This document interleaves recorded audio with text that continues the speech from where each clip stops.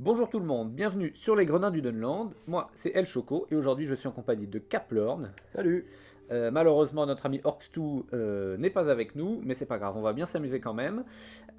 Aujourd'hui, on se retrouve pour un podcast un peu particulier puisqu'on va parler des différents tournois internationaux du MESBG qui ont eu lieu en 2026, à savoir la Nations Cup et le WTC. Alors, aucun de nous n'y a été, bien évidemment, nous ne sommes que des petits joueurs, mais on s'est intéressé aux résultats, aux différentes listes qui ont été jouées, et on va essayer d'en dresser un bilan, en prenant un peu de recul avec tout ça, et voir un peu comment la France s'est débrouillée dans tout ça. Donc sans plus attendre, on va commencer par la Nations Cup, que je vais te laisser présenter. Tout à fait. Donc c'était un tournoi qui avait lieu en Italie. Pourrais-tu me donner le lieu À exact? Naples. À À Naples, Naples. ça, tout à fait. Ça s'est lieu en début avril. Et c'était un tournoi qui comptait 144 joueurs avec 24 équipes, dont 19 pays. La France avait ramené une équipe, mais il me semble que la plupart des autres nations avaient rapporté une à trois équipes. Pour la Pologne et l'Angleterre, il me semble qu'il y avait... Ouais, l'Italie aussi avait plusieurs c'est équipes. ça. C'était un tournoi en 750 points, avec 3 listes du mal et 3 listes du bien. 6 parties, donc 6 scénarios tirés des 6 poules. Oui, un scénario de chaque poule. Voilà. Ouais, c'est ça. Du pairing, on va y revenir plus tard, qui permettait de placer des listes de manière avantageuse. Voilà. Il faut noter en plus que les parties sont assez longues. J'ai plus la durée exacte, mais ça doit être 2h45, un truc comme ça. Enfin voilà, c'est des parties qu'on va jouer jusqu'à la fin, normalement. Donc ça, c'est un truc à prendre en compte. Et oui, on peut peut-être commencer tout de suite par parler du système de pairing qui est un peu spécial à la Nations Cup. En fait, donc, il y a 3 listes du bien et 3 listes du mal par équipe, mais ce ne sont pas des affrontements bien versus mal. On peut tomber mal contre mal et bien contre bien. Il y a une subtilité, c'est qu'à la Nations Cup, on peut choisir la table sur laquelle tel affrontement va se passer. Alors on va pas refaire tout le pairing dans le détail parce que c'est un peu obscur, mais en gros on dit l'équipe A va commencer par dire moi je joue telle liste sur telle table. Par exemple, je joue Foncombe avec une double colère de Brunnen sur cette table où il y a plein d'eau. Je joue des morts là où il y a plein d'eau. On peut faire ça. Et ensuite, l'autre équipe va proposer Oh, des alternatives. le Voilà. piège de Bip Bip et le coyote là. Oui, c'est ça, c'est ça. Bah, il paraît que les Néerlandais avaient un peu parié sur ça. Une de leurs équipes, c'était Foncombe, et ils l'ont ramené en pensant qu'il y aurait Ah de oui. l'eau, et il n'y en avait pas beaucoup, manifestement, donc c'était un pari raté. Donc voilà, il y a beaucoup d'éléments à prendre en compte. C'est un pairing très compliqué. On le verra plus compliqué que celui du WTC. Donc voilà pour les dates, le lieu, le format, histoire que vous soyez au courant. Et ensuite, on va directement passer à finalement un Aïe aperçu aïe aïe aïe aïe. statistique. Quelle liste les joueurs ont pris? Alors, avec d'abord un caveat. Comme, puisque toutes les équipes doivent ramener des listes, 3 listes du bien et 3 listes du mal, on va prendre les meilleures listes du bien, les meilleures listes du mal. Donc ça va resserrer les choix. Je te laisse nous présenter. Alors, Oui, on a les 5 premières là. avec plaisir. Bah, écoute, on va faire un top 5 en partant donc de la dernière place. Au pied de la cinquième place, on retrouve l'Arnor avec 5 occurrences dans les listes choisies par les joueurs.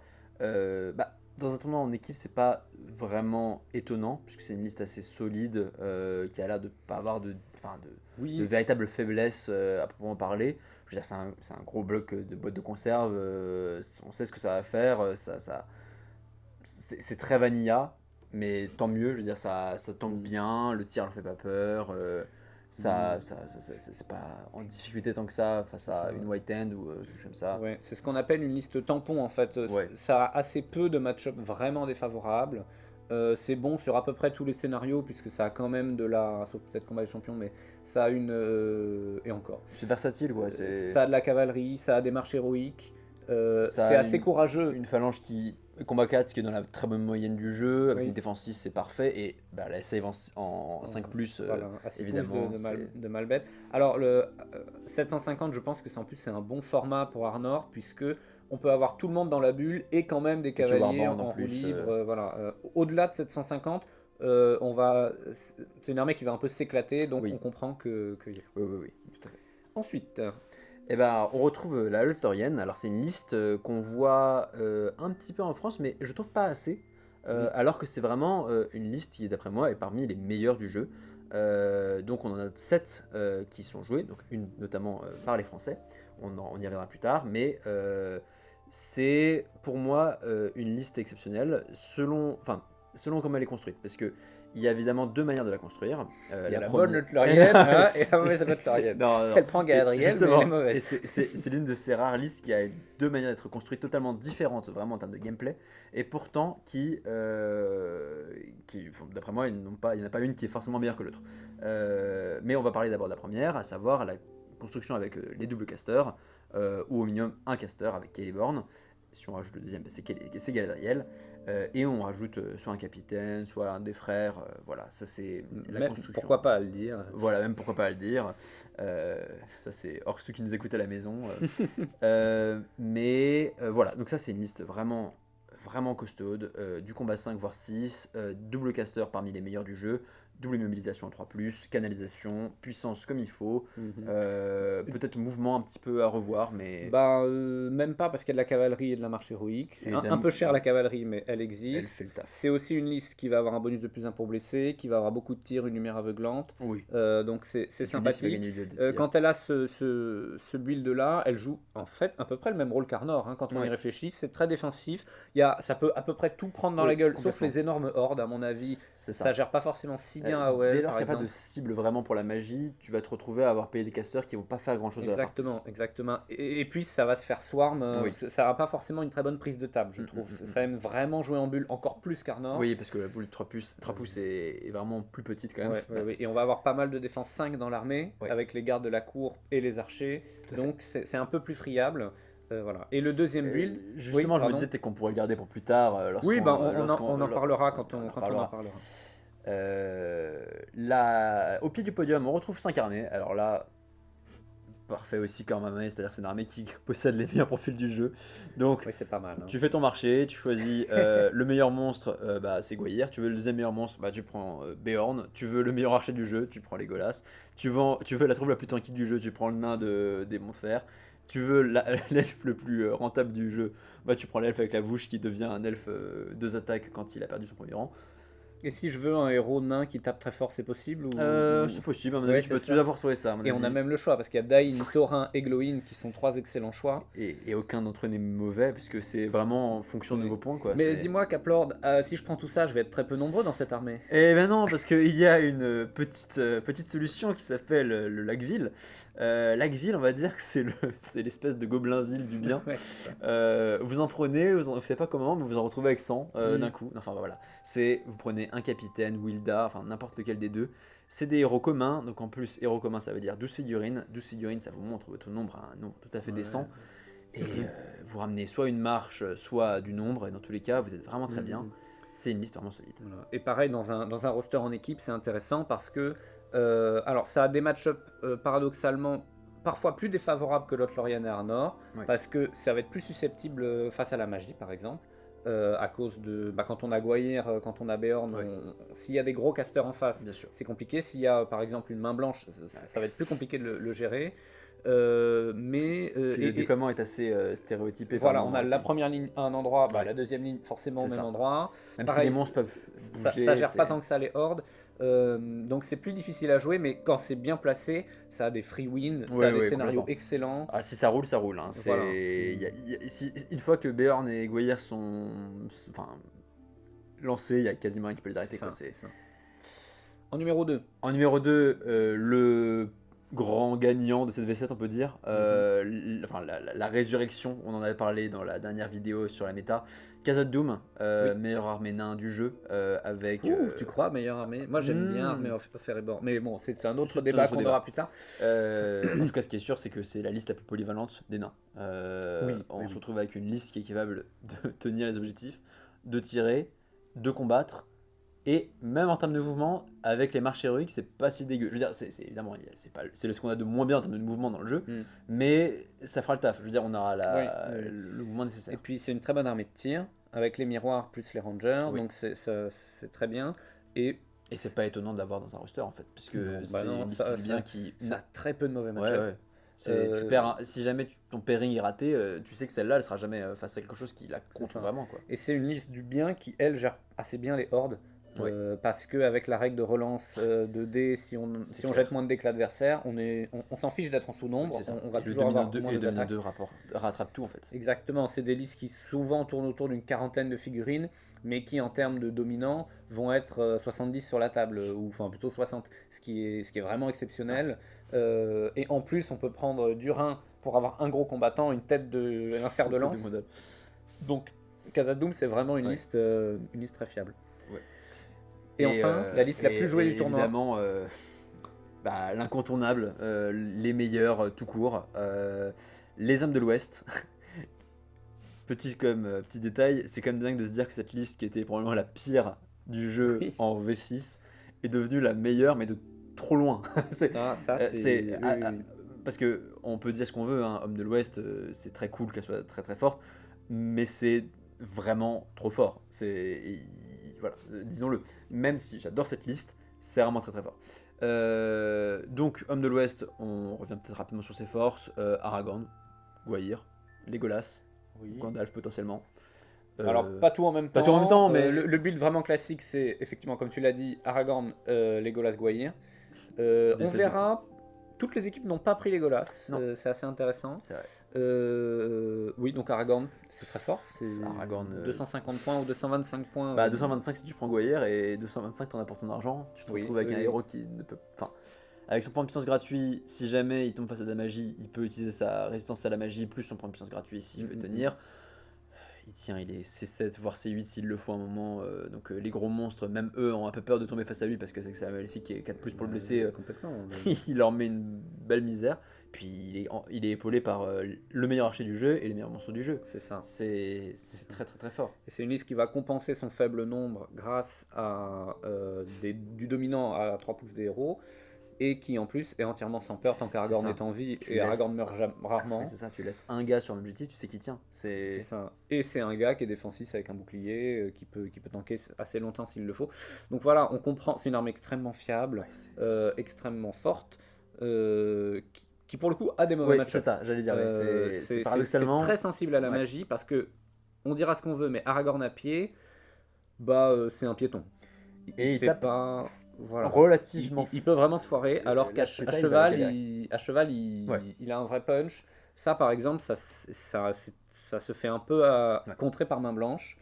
Ça aime pas trop les AOL non plus. Les AOL, ça le met mal aussi. Mais à l'opposé, c'est très fort contre un Khazad-dûm, contre un Arnor, ça va. Enfin, c'est une liste qui a des très bons match-up dans le bien, peut-être un peu moins bien dans le mal. Et comme ça tourne en équipe, c'est typiquement le genre de liste qu'il faut prendre parce qu'il faut une espèce de scalpel vraiment minutieux. C'est un scalpel avec une forme de bazooka, mais c'est enfin voilà, c'est. Voilà, donc voilà pour les listes du bien, rien de très étonnant. On va pas se mentir. Pour ce qui est des listes du mal maintenant. Raconte-nous un petit peu, qu'est-ce qu'il y a dans la liste du mal? Oui, alors là, j'ai pris les 5 premières listes, sauf que, comme vous le voyez à l'écran, il y avait 4 listes à égalité pour la 5e place, à savoir donc 4 représentations. Les vestiges d'Angmar, les scouts d'Ugluk et la Moria. Donc on va pas s'étendre un peu dessus, c'est des listes qui ont des forces variées. Globalement, c'est des listes très nombreuses et qui ont une grosse pièce. Oui, c'est ça. J'allais dire, parfois quand tu prends un dragon, ça a une grosse pièce et tu compares à Gulavar, mais en fait ça joue pas du tout pareil. Bref, on va juste les citer parce que sinon ça va être très très long. En plus, ils sont suffisamment joués en France pour qu'on sache après de quoi il y a des questions. Ça. On va passer à la 4e marche du podium à 4 étages, à savoir Assaut sur la Lothlórien, AOL, avec 8 représentations. Étrange d'ailleurs. Je pensais en voir beaucoup plus. Ça veut dire que sur les 24 équipes, finalement, il n'y en a qu'un tiers qui a pris AOL, alors que c'est franchement une liste absolument excellente. Pourquoi c'est fort? Parce que c'est très nombreux, ça a une excellente magie, ça a des très bons bonus pour blesser. C'est une horde, mais qui en plus peut avoir une pièce 5 attaques, combat 7, force 8. Ça a du sans peur, ça a des chauves-souris, ça a de la mobilité. Ça commence à faire beaucoup. Et le duel de tir n'est même pas un problème puisque avec le plus amour blessé. Ça joue toujours la nuit. C'est vraiment fort. Pour moi, évidemment, l'avenir a donné raison à tous ceux qui n'ont pas pris, mais Je ne voyais même pas cette liste comme un incontournable. Je voyais cette liste comme un incontournable, justement. Oui, oui, oui. C'était. C'est vrai qu'elle a très peu de mauvais match-up. Ouais. C'est dans les bains d'un bon joueur, c'est dévastateur. C'est dévastateur. La liste au-dessus, c'est les usurpateurs d'Edoras, avec 10 représentations, à égalité avec Minas Morgul. 10 aussi. Alors, les usurpateurs d'Edoras, on va pas se mentir, c'est une liste qui est extrêmement forte à cause des Crébins. De même que Main Blanche, mais il n'est pas rare en 750 points de voir des listes avec entre 10 et 14 Crébins. Ouais. Donc c'est-à-dire entre 40 points de plus, 40 PV en plus dans son armée qui est déjà une horde avec une sauvegarde en 6. Donc c'est une liste qui va vraiment tanker. En plus, on a plus 1 pour blesser les héros.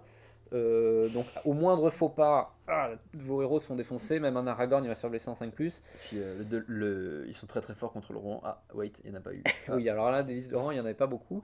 C'est aussi une horde qui est combat 4, ça c'est pas négligeable grâce à Freka, et qui a en plus un fer de lance avec Wolf. Donc là, ça va être une liste qui, sur tout ce qui est scénario de prise de table, qui est très très forte. Ouais. Très très forte, et qui peut venir bloquer complètement certaines listes qui ont des grosses pièces en leur mettant des crébins pour les nourrir. Voilà, on comprend. Ensuite, Minas Morgul. Minas Morgul, la meilleure liste Mordor du jeu, en tout cas. C'est pas Armin Gottmog. Si, elle est très très près. Elle doit être juste à la 25e place du classement des armées du Mordor. Mais Minas Morgul, les forces on les connaît, c'est-à-dire le caster, le roi sorcier, excellent sur son ombrellé qui tape comme une mule, mais un petit peu squishy si jamais il tombe face à plus fort que lui. Mais la grande force de cette armée, c'est les orques qui deviennent des orques avec une force disproportionnée, puisqu'ils sont force 3 mais ils tapent sur la bravoure, donc quasiment tout le temps en 4+, si ce n'est 5+, enfin plutôt 5+. Jamais en 6. Jamais en 6 quasiment, enfin si contre les héros comme Galadriel, ils blessent en 6, Ouais, alors que c'est typiquement le match-up où tu n'as pas envie de tomber, tu te dis ah, pas de bol, mais voilà.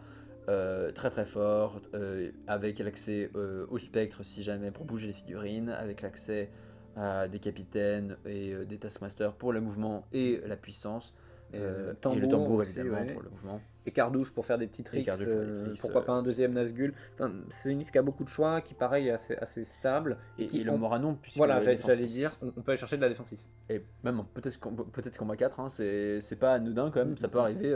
Et quand t'es combat 4 avec la lame des morts, enfin pas lui, mais celui qui se tient, en tout cas il le sera, c'est pas mal. Oui, c'est pas mal, et mine de rien, la force 4, elle te permet de passer les quelques figurines qui ont une meilleure bravoure que de défense. Genre les elfes en pyjama et tout, on est plus content, c'est mieux de les avoir avec des Moranons qu'avec des... Bon, c'est très situationnel, mais voilà.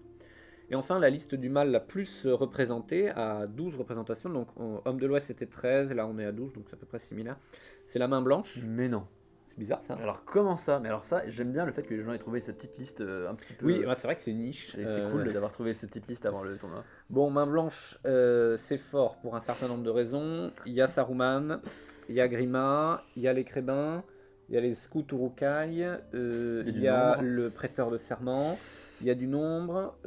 Qu'est-ce qu'on a d'autre? Il y a les règles. Accessoirement, il y a des règles d'armée, hein, plus un courage sur toute la carte presque. Saruman qui peut se planquer, lancer ses boules de feu, et les sorts, l'éclair, la division du mouvement par deux. Enfin, voilà. Le Fearful, qui même si il est anecdotique, peut marcher. Voilà, ça fait beaucoup de choses. C'est pour le coup une liste vraiment tapis rouge, quoi. C'est très très bien. Là, je pense que voilà. Mais encore une fois, elle n'est que dans 12 rosters, c'est quand même assez intéressant. Bah, la moitié des équipes, sur 24 équipes. Enfin, Men of the West était plus présent que ne l'est Main Blanche. Oui. Alors que on est vraiment sur deux des meilleures listes du jeu. C'est ça. Mais le mal étant quand même un petit peu meilleur dans l'absolu en termes de... Oui, les listes du mal sont meilleures que les listes du bien. Voilà, c'est peut-être pour ça aussi que c'est un peu plus éclaté en termes de nombre. On a plus de 10 chez le mal. Alors voilà pour les listes. Et donc on a regroupé là un peu les listes les plus jouées. Celles dont on va pas forcément beaucoup reparler par la suite dans le détail. On va montrer des exemples de listes, mais plutôt des listes originales ou des builds de ces listes qui changent d'habitude. Cela dit, si vous voulez un podcast qui parle des meilleures listes du jeu et qu'est-ce que c'est, pourquoi Main Blanche est vraiment plus forte que ça en détail, dites-le nous en commentaire, on pourra éventuellement développer ces sujets. Mais voilà, on voulait juste présenter quelles sont les meilleures listes pour ensuite passer à ce qui a pu étonner dans Ouais. ce tournoi et quelle stratégie les gens ont pris pour contrer la méta finalement. Parce que une bonne équipe, des bons joueurs, c'est aussi les gens qui savent contrer les meilleures listes. Ouais. Parfois c'est avec ces mêmes listes-là construites différemment ou mieux jouées, mais parfois il y a d'autres surprises. Surtout que la méta diffère selon les pays, on va le voir d'ailleurs, il y a beaucoup de surprises. C'est le bienfait des tournois internationaux, c'est que tout le monde arrive avec ses certitudes et s'il y a des cartes qui sont rebattues, c'est génial. On apprend une nouvelle méta, le jeu est beaucoup plus vivant que parfois on le présente. Ça fait toujours du bien de voir que ce qu'on pense être injouable chez nous peut être battu. C'est ça, exactement. Ensuite, on va, avant de présenter le podium que vous attendez tous, les résultats, on va vous présenter les 6 scénarios qui ont été joués pendant ce tournoi, parce que c'est assez important finalement pour comprendre pourquoi une équipe a gagné, qu'est-ce qui a été fort. Donc il y avait 6 scénarios, chacun tiré des poules, d'une poule différente. Tenez vos positions, diviser et conquérir, cache au trésor, prise de bastion, brouillard de guerre et seigneur de guerre. Qu'est-ce qu'on peut dire sur ces scénarios ? J'aurais tendance à dire que c'est pas des scénarios, en tout cas pour la plupart, qui favorisent le tir. J'aurais tendance à dire que, à part Seigneur de guerre, qui est vraiment un scénario qui, si jamais tu es une armée de tir, est vraiment pas mal. Brouillard de guerre peut-être, mais même pas forcément. Mais le reste, c'est des scénarios qui demandent de bouger, d'aller récupérer des objectifs et qui, si jamais le tir les 4 est pris, premiers complètement. Oui. En fait, donc pour récapituler, tenez vos positions, c'est le maelstrom sur lequel il faut aller le plus vite possible au centre, donc on n'a pas trop le temps de tirer.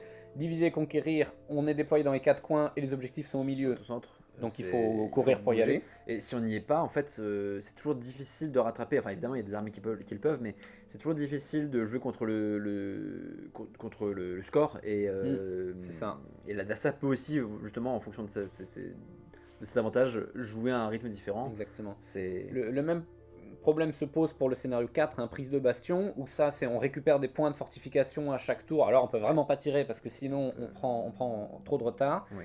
Cache au trésor. C'est un scénario un peu étrange parce que c'est un peu une machine à égalité, on va pas se mentir. Donc c'est le scénario où chaque joueur a 3 objectifs à 12 pouces de sa ligne de déploiement, on déterre les objectifs et ensuite on se bat pour récupérer ceux de l'autre. Mais en même temps, on peut gagner des points en traversant la table. Si on récupère les points qu'on perd à la démo, donc en fait, quelque part, si jamais on se fait démo avant l'autre et qu'on a récupéré les points en étant chez lui, finalement avoir tiré n'aura pas mené à grand chose. C'est ça. Donc c'est des scénarios sur lesquels il fallait du mouvement et du nombre, à mon avis, ou du dominant, l'un ou l'autre, et voilà, le tir n'a pas forcément été l'outil absolument nécessaire. Oui. On remarque un truc un peu important, c'est que mine de rien, Combat des Champions n'est pas tombé, alors qu'il avait une chance sur 4 de tomber. À la place des Seigneurs de guerre, ça oriente vraiment différemment les choses, parce que Seigneur de guerre, c'est horrible quand on joue une horde.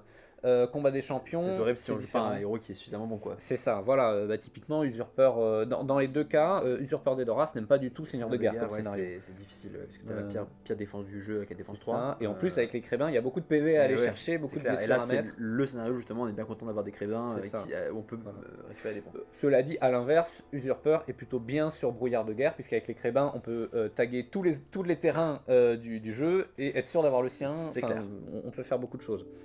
Il y a le scénario prise de bastion, il est quasiment auto-win pour main blanche dans les bonnes conditions. On divise le mouvement par 2, on met les crébins et voilà. C'est un très bon scénario pour main blanche. Une fois qu'on est passé devant, récupérer les points, c'est très difficile. C'est ça.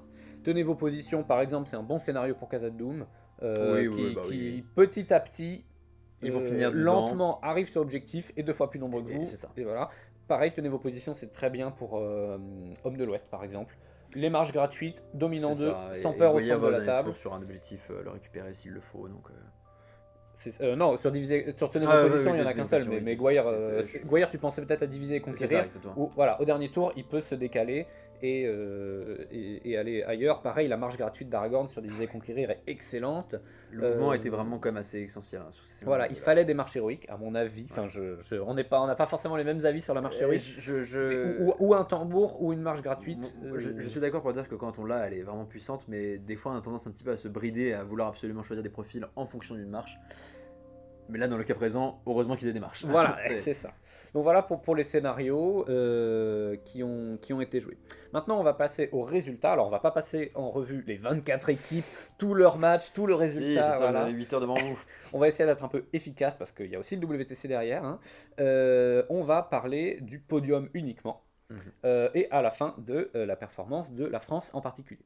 À la troisième place du podium, on retrouve l'Australie, et oui, venue de l'autre hémisphère. C'était la seule équipe de l'hémisphère sud, je pense. Il n'était pas là l'année dernière.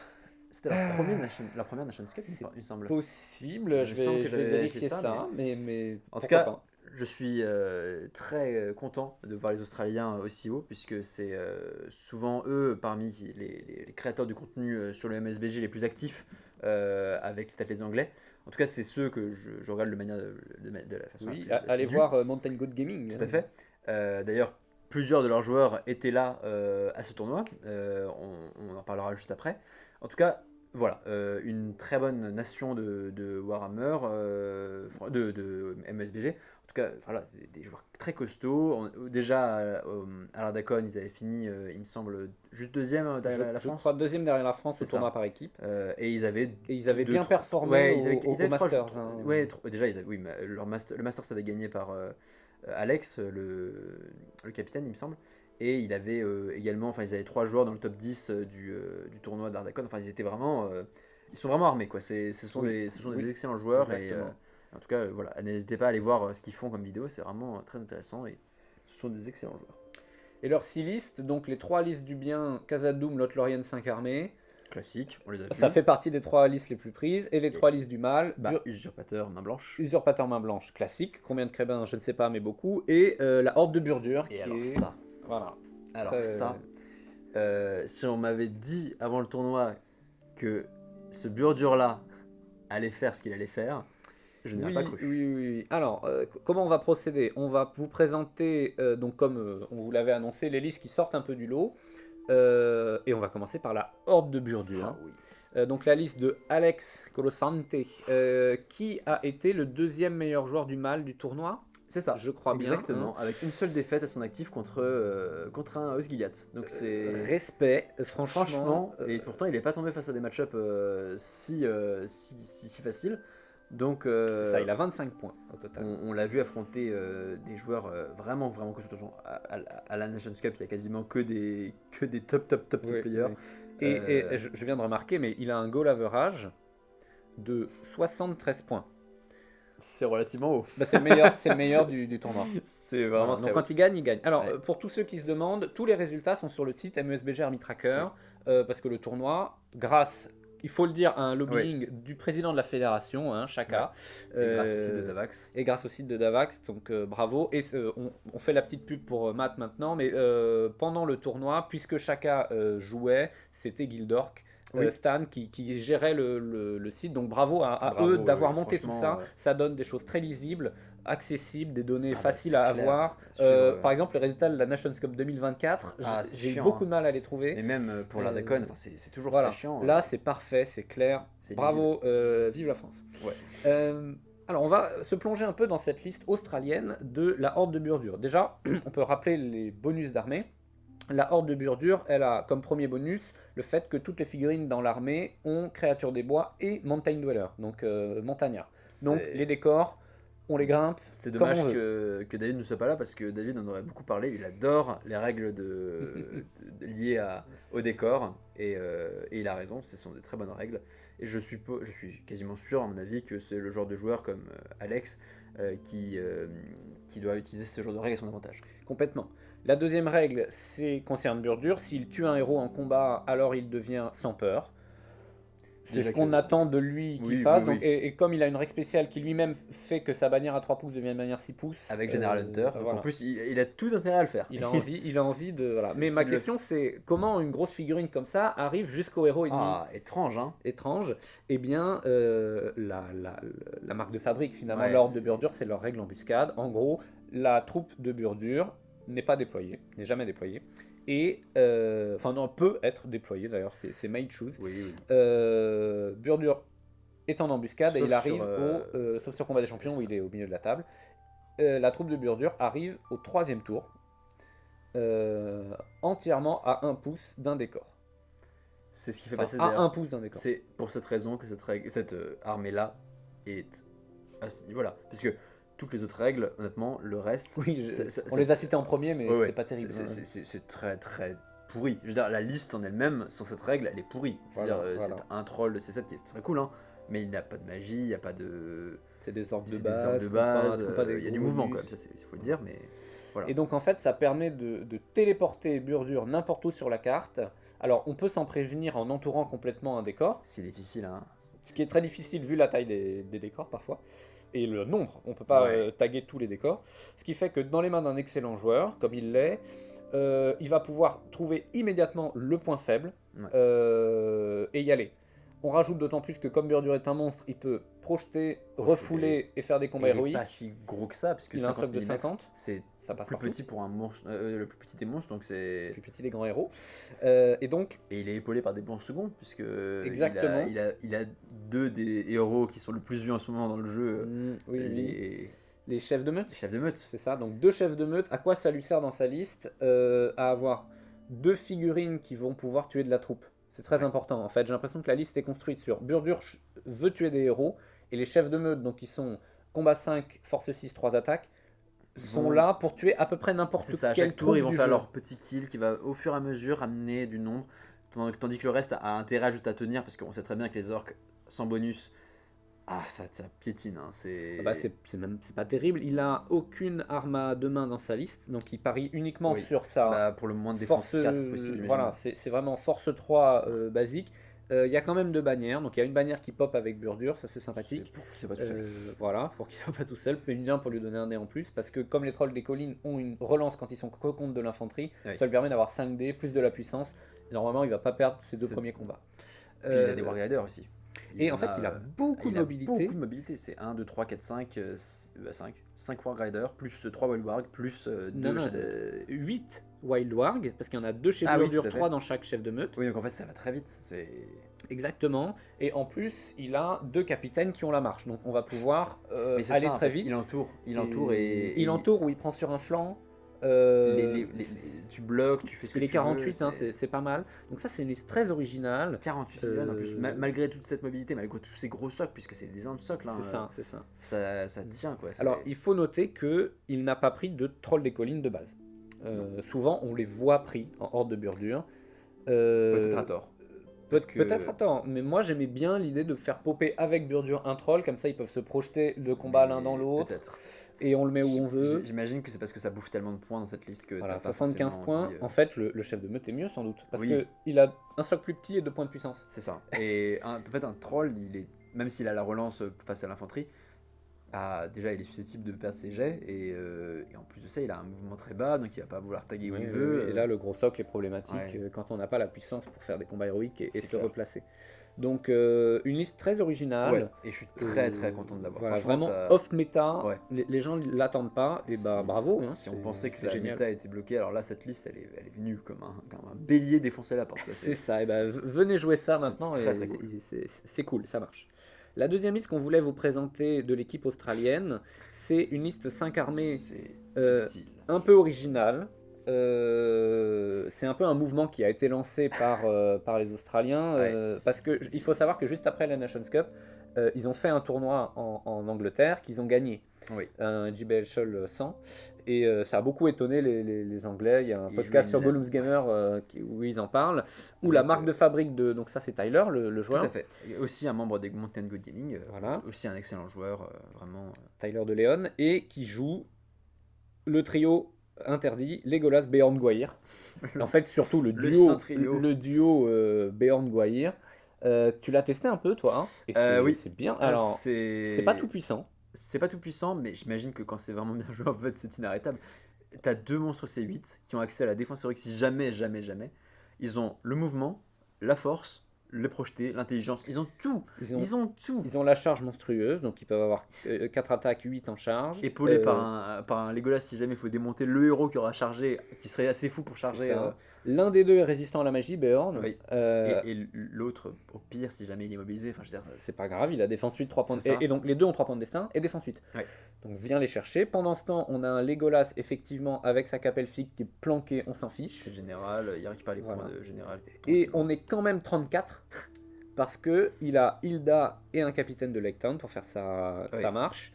avec à chaque fois, il y a 12 et 11 Oui. miliciens. À mon avis, je sais pas exactement comment il l'a joué, mais c'est typiquement le genre de liste où tu évites le plus de combats possible avec la C'est phalange ça, avant que on tes y va monstres juste voilà, avec Beorn et c'est Gwaihir, ça. et on laisse l'armée adverse gérer Beorn et Gwaihir. Voilà, Et du coup, comme toute l'armée est autour de Beorn et Gwaihir, et bah, il a 10 arcs qui peuvent, c'est plus ça. Legolas, qui peuvent avoir des Tirer dans soutiens. Ouais. Toute l'armée sera pas en combat. Et ensuite, on Et arrive on avec évite. les miliciens. Parce qu'en plus, Euh, il donne des bons bonus. En charge, il donne un bonus de plus 1 pour blesser à 3 oui, pouces des. à 3 ou 6. Non, c'est 3 3 pouces. pouces, il me semble. 6 Mais pouces, ce enfin, serait beaucoup. c'est très pratique. Je veux dire, c'est avec une marche héroïque. Enfin, alors, je pensais pas comme à ce point-là, parce que je me disais qu'avec autant de Lecton, on était quand même très friable. Mais en roster d'équipe, tu évites le tir si il le faut. Et même si tu tombes face à du tir, tu caches. Tu caches tout le monde Exactement. et ça devrait le faire. Et il a fini, je crois, 9ème Exactement, je regardais, il est 9ème avec 20 points, un goal average de 38. C'est bien. excellent. Et de manière générale, l'Australie a très bien performé ou pas très bien performé. Il me semble que leurs 3 meilleurs sont dans le top 10 et les autres sont tout au fond. Eh bien, les Enfin, joueurs australiens je vais regarder ça en direct. Hein. en tout cas, voilà, c'est une Ils nation sont qui a vraiment des 5e, très, très, 9e et très. 21e en bien. Et pour, je crois qu'en mal, Et en mal, ils sont 2e, 5e. Leur main blanche, alors, non, a mais extrêmement bien c'est incroyable. performé. Et 51e, là, c'est Oui, un peu bon, moins voilà, bien. c'est. Mais en même Non, temps, non, ils sont vraiment bien. donc, si vous voulez avoir plus d'informations sur l'équipe d'Australie, il y a Charby qui a son blog Against All Odds qui a fait un recap un peu de comment ça s'est passé. Et justement, leur joueur Usurper qui est 51e, en gros, il dit à chaque partie, on l'a envoyé sous le bus Ouais. parce que c'est comme ça. Parfois, il faut sacrifier Oui. des joueurs dans un tournoi en équipe. Le mec en question passe pas forcément un bon week-end, mais au moins il carry toute sa team Ouais. parce qu'il prend sur lui des match-ups que les autres peuvent pas avoir. Il me semble que c'est elle, c'est Shells, mais oui, Mm. en tout cas, voilà, c'est le. Enfin, c'est le lot des tournois en équipe, quoi. C'est Exactement. de savoir comment placer Voilà. qui. Et bah, des fois, tu passes un mauvais week-end parce que bah, t'es la liste qu'il faut placer. Donc l'Australie s'est très bien débrouillée, a battu la France à hélas. notre grande dame, malheureusement. Une vengeance par rapport à l'Ardecon, j'imagine. Et c'est ça. Mais donc bravo à eux. Troisième place, c'est tout à fait bien. Puis à peu de points d'être deuxième et encore moins d'être. Oui, alors c'est ça, ils avaient 9 points. Ils ont gagné par rapport à l'Angleterre qui a aussi 9 points au goal average. Il faut dire avec les points qu'a marqué. Exactement, 122 Alex. à 117 pour le goal average, c'est beaucoup. Alors ensuite, on va passer à la Pologne. Deuxième place, c'est Tout à ça fait. La Pologne, non pas numéro 1, mais l'équipe numéro 2 de Pologne. C'est ça, donc team Bieda. C'est ça. Ça s'appelle. Ça fait partie des pays qui ont envoyé plusieurs équipes pour le tournoi. Et alors là, ils jouent un roster un petit peu particulier, puisqu'il y a quand même deux listes auxquelles on ne s'attendait pas, à savoir Royaume des Hommes. Oui, alors on va l'étudier juste après, mais celle-là, elle m'a beaucoup surprise. 5 armées et Arnor pour le bien, ça c'était. Voilà. Et donc c'est une 5 armées très classique où il n'y a pas Beorn en fait, c'est que Gwaihir. Il y a Legolas, Nori, Gwaihir et un capitaine de la ville. Ce format c'est beaucoup plus vu en fait. Oui, c'est plutôt Beorn en fait il se voit classique. plus haut, mais là Taylor a montré qu'on pouvait même le sortir dès 750. Et alors pour le mal, AOL main blanche et la petite surprise même qui n'en est pas vraiment une parce que quand on connaît la force de la liste Harad, Harad. Le principe de Harad, on va pas la présenter mais très vite, il y a le roi doré en général, 50% d'archers empoisonnés et le traître, et c'est une liste de tir. C'est aussi simple que ça. C'est une liste de tir très efficace. Même, le roi doré est excellent, mais je suis même pas sûr qu'en plus on prenne forcément le roi doré puisqu'on veut maxer les tirs. Donc, si, ils ont le roi doré. Ils ont le roi doré celui-là. Ils ont le roi doré. Je vais vérifier ça, mais je crois qu'ils ont le roi doré. En tout cas, c'est une liste vraiment qui dégomme au tir. Bon, c'est pas ultra agréable à affronter, mais en tournoi en équipe, ça fait bien plaisir de l'avoir. Oui, et puis surtout sur un tournoi avec ce niveau, oui, tu te poses pas la question de savoir si c'est fun. Oui, ils ont bien le roi doré. L'idée, c'est aussi d'avoir un général qui est complètement intouchable. Ouais. Et ils ont, c'est une liste avec 25 arcs, donc qui touchent en 4+, force 2, mais relance D1, et quand le traître est à côté à 6 pouces, en dépensant un point de volonté, c'est full relance. Tu mets tout le monde à 6 pouces. Avec le Taskmaster, on peut faire des tirs héroïques gratuits. Enfin voilà, c'est une liste qui marche. En termes de tir, en plus, comme il y a beaucoup d'armées de tir qui ont de la défense 4 dans le jeu, tu vas les prendre. Celle-là, exactement. Je pense à Et Main donc, Blanche, notamment. la liste à laquelle on va s'intéresser, c'est Eh leur liste bah, Royaume des Hommes. Royaume des Hommes, alors ça, pareil, enfin, c'est un peu une liste tampon, on peut imaginer, un peu comme l'est un Je Arnor, pense, oui, je pense. mais tu vois, je m'attendais pas à l'avoir. C'est Mm. vraiment le genre d'armée qu'on voit pas du tout en France, parce que c'est vrai qu'en tournoi solo, elle a quand même des grosses faiblesses. Elle a pas de grosses tapes, de gros frappeurs. Elle a une bonne phalange, ça c'est très vrai, un nombre vraiment très correct. Mais elle n'a pas de petite règle spéciale qui va faire que tu vas pouvoir relancer une partie. Tu te bases uniquement sur les forces primaires du jeu, C'est à ça. savoir le nombre et le combat de phalange. Alors, le joueur qui a joué ça est 57e des joueurs du bien. C'est Oui, pas non plus. ce qui est plutôt mauvais, j'imagine. Enfin, Bah, il est dans le c'est dernier ça. tiers. Alors, il n'y a aucun jugement, hein. C'est Non, non, juste non, qu'il c'est ça. il se trouve qu'à la fin, il a mal. Il a pas gagné ses C'est matchs, ça. mais si l'équipe gagne, Voilà, c'est pas exactement. grave, hein. Quand je dis plutôt C'est mauvais, c'est toujours pas au pareil. sens le joueur est mauvais, c'est au sens les points qu'il a rapportés à l'équipe étaient du coup moindres. Parce que, voilà. Exactement, exactement. Mais voilà, comme tu dis, si c'était pour le bien de l'équipe, c'est le toujours lot pareil, c'est de. toujours Voilà. Alors, qu'est-ce qu'il a fait dans cette liste? Donc, il a 3 rois des hommes, le roi du Gondor qui est son général à pied, donc il est défense 7 plus mur de bouclier, donc il peut passer défense 8. Sa règle spéciale, c'est d'avoir 3 points de puissance. Il a le roi d'Arnor qui est lui à pied aussi. Sa règle spéciale, c'est qu'il a 3 attaques. Ça, c'est étrange. Par rapport à ce qui va venir juste après. Alors, d'habitude, on le prend à cheval Ouais. parce que lui, il a préféré prendre le roi Numénor à cheval. Le roi Numénor, sa règle spéciale, c'est résistant à la magie.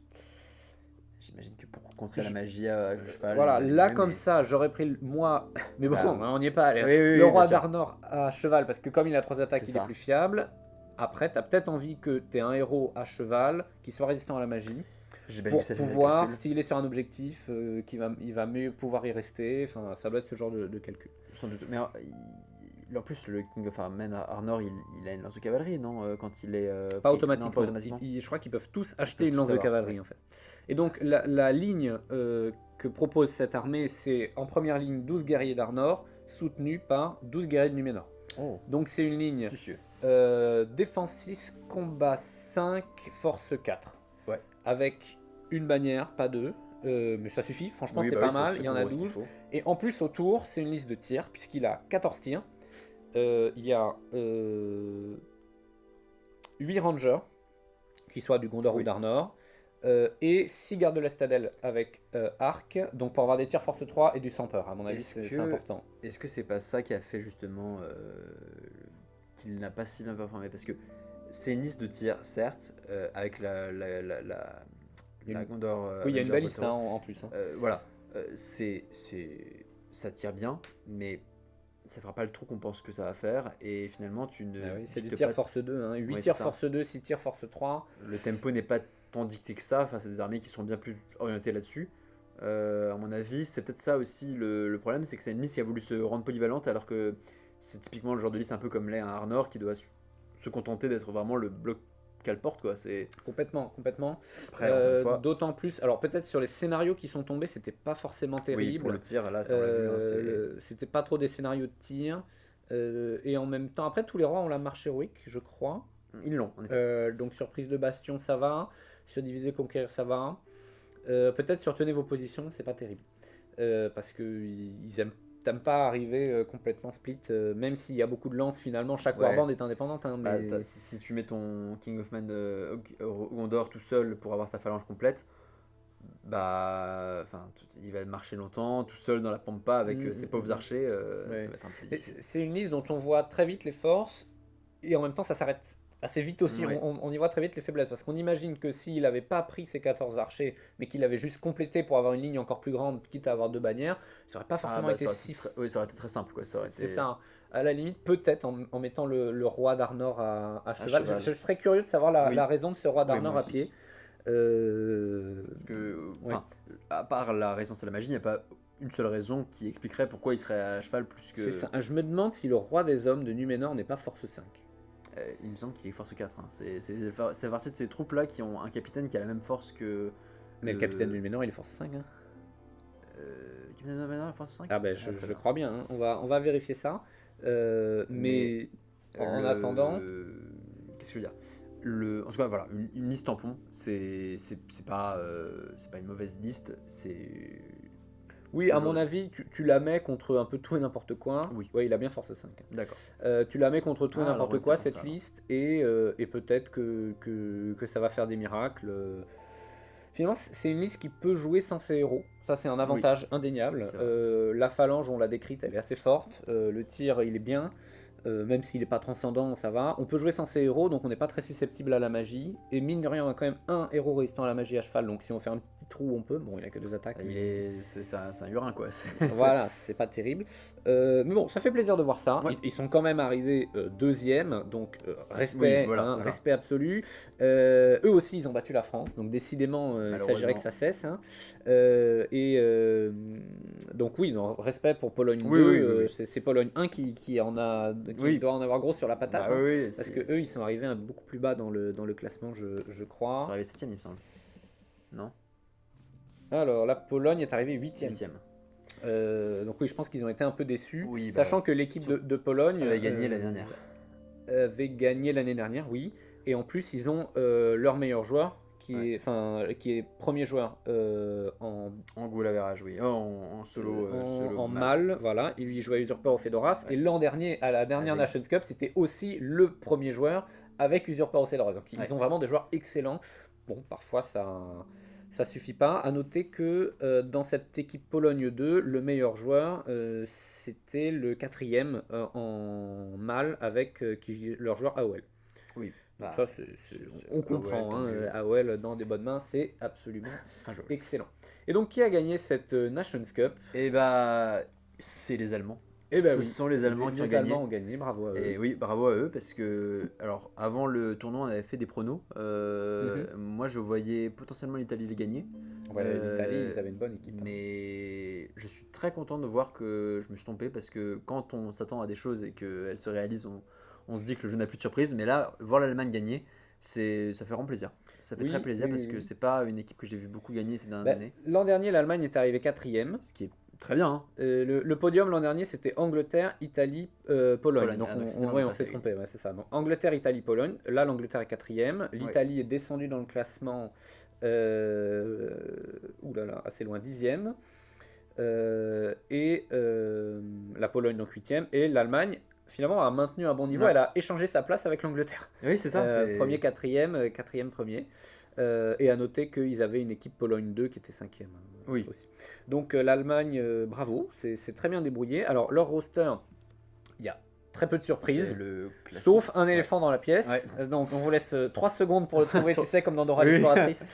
Donc ils ont pour les listes du bien Khazad-dûm, Homme de l'Ouest, Fornost, et pour les listes du mal, AOL, Minas Morgul. Et oui, vous avez trouvé, c'était bien main blanche, l'éléphant. Alors cela dit, pour la petite histoire, il me semble que leur Homme de l'Ouest, il y a un Twix dedans, je vais retrouver ça. Parce qu'il y a un capitaine de Minas Tirith, je crois. Mais en tout cas, voilà. Dans leur Homme de l'Ouest. Comme vous l'avez vu, il y a une liste à laquelle on ne s'attendait pas. Non, pardon, leur Homme de l'Ouest, c'est Aragorn et Legolas Goya. Ah, tiens, étrange. Quelle audace. Si, ils ont un Aragorn soutenu par 2 piquiers de Lamroth. Oh là là. Ils ont fait des folies. Mais non, sinon, c'est très classique. Fornost, mais surtout, en fait, c'est la Fornost telle qu'elle a été construite. Puisque Fornost, dans l'absolu, c'est étonnant. Surtout un tournoi en équipe. Un tournoi. Fornost, moi je dirais que c'est plutôt une liste de solo, Fornost, qu'une liste d'équipe. Après, encore une fois, j'imagine que les top players pourront nous expliquer pour une million de raisons que c'est une liste très forte pour ce genre de pairing.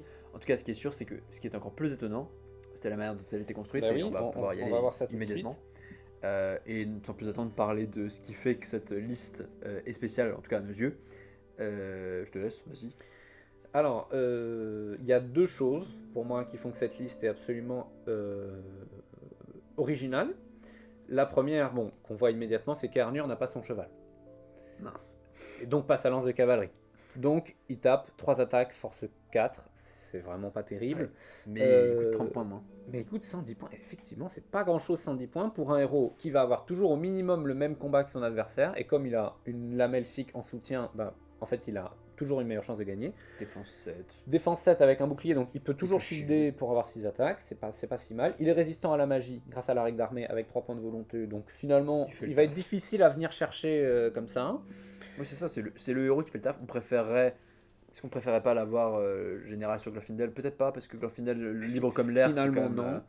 Mais surtout, en fait, un des bonus d'armée de Fornos, c'est que la cavalerie du Gondor en charge a +1 en combat. Donc ce qui fait un Eärnur +1 Oui, combat voilà. 7 en charge.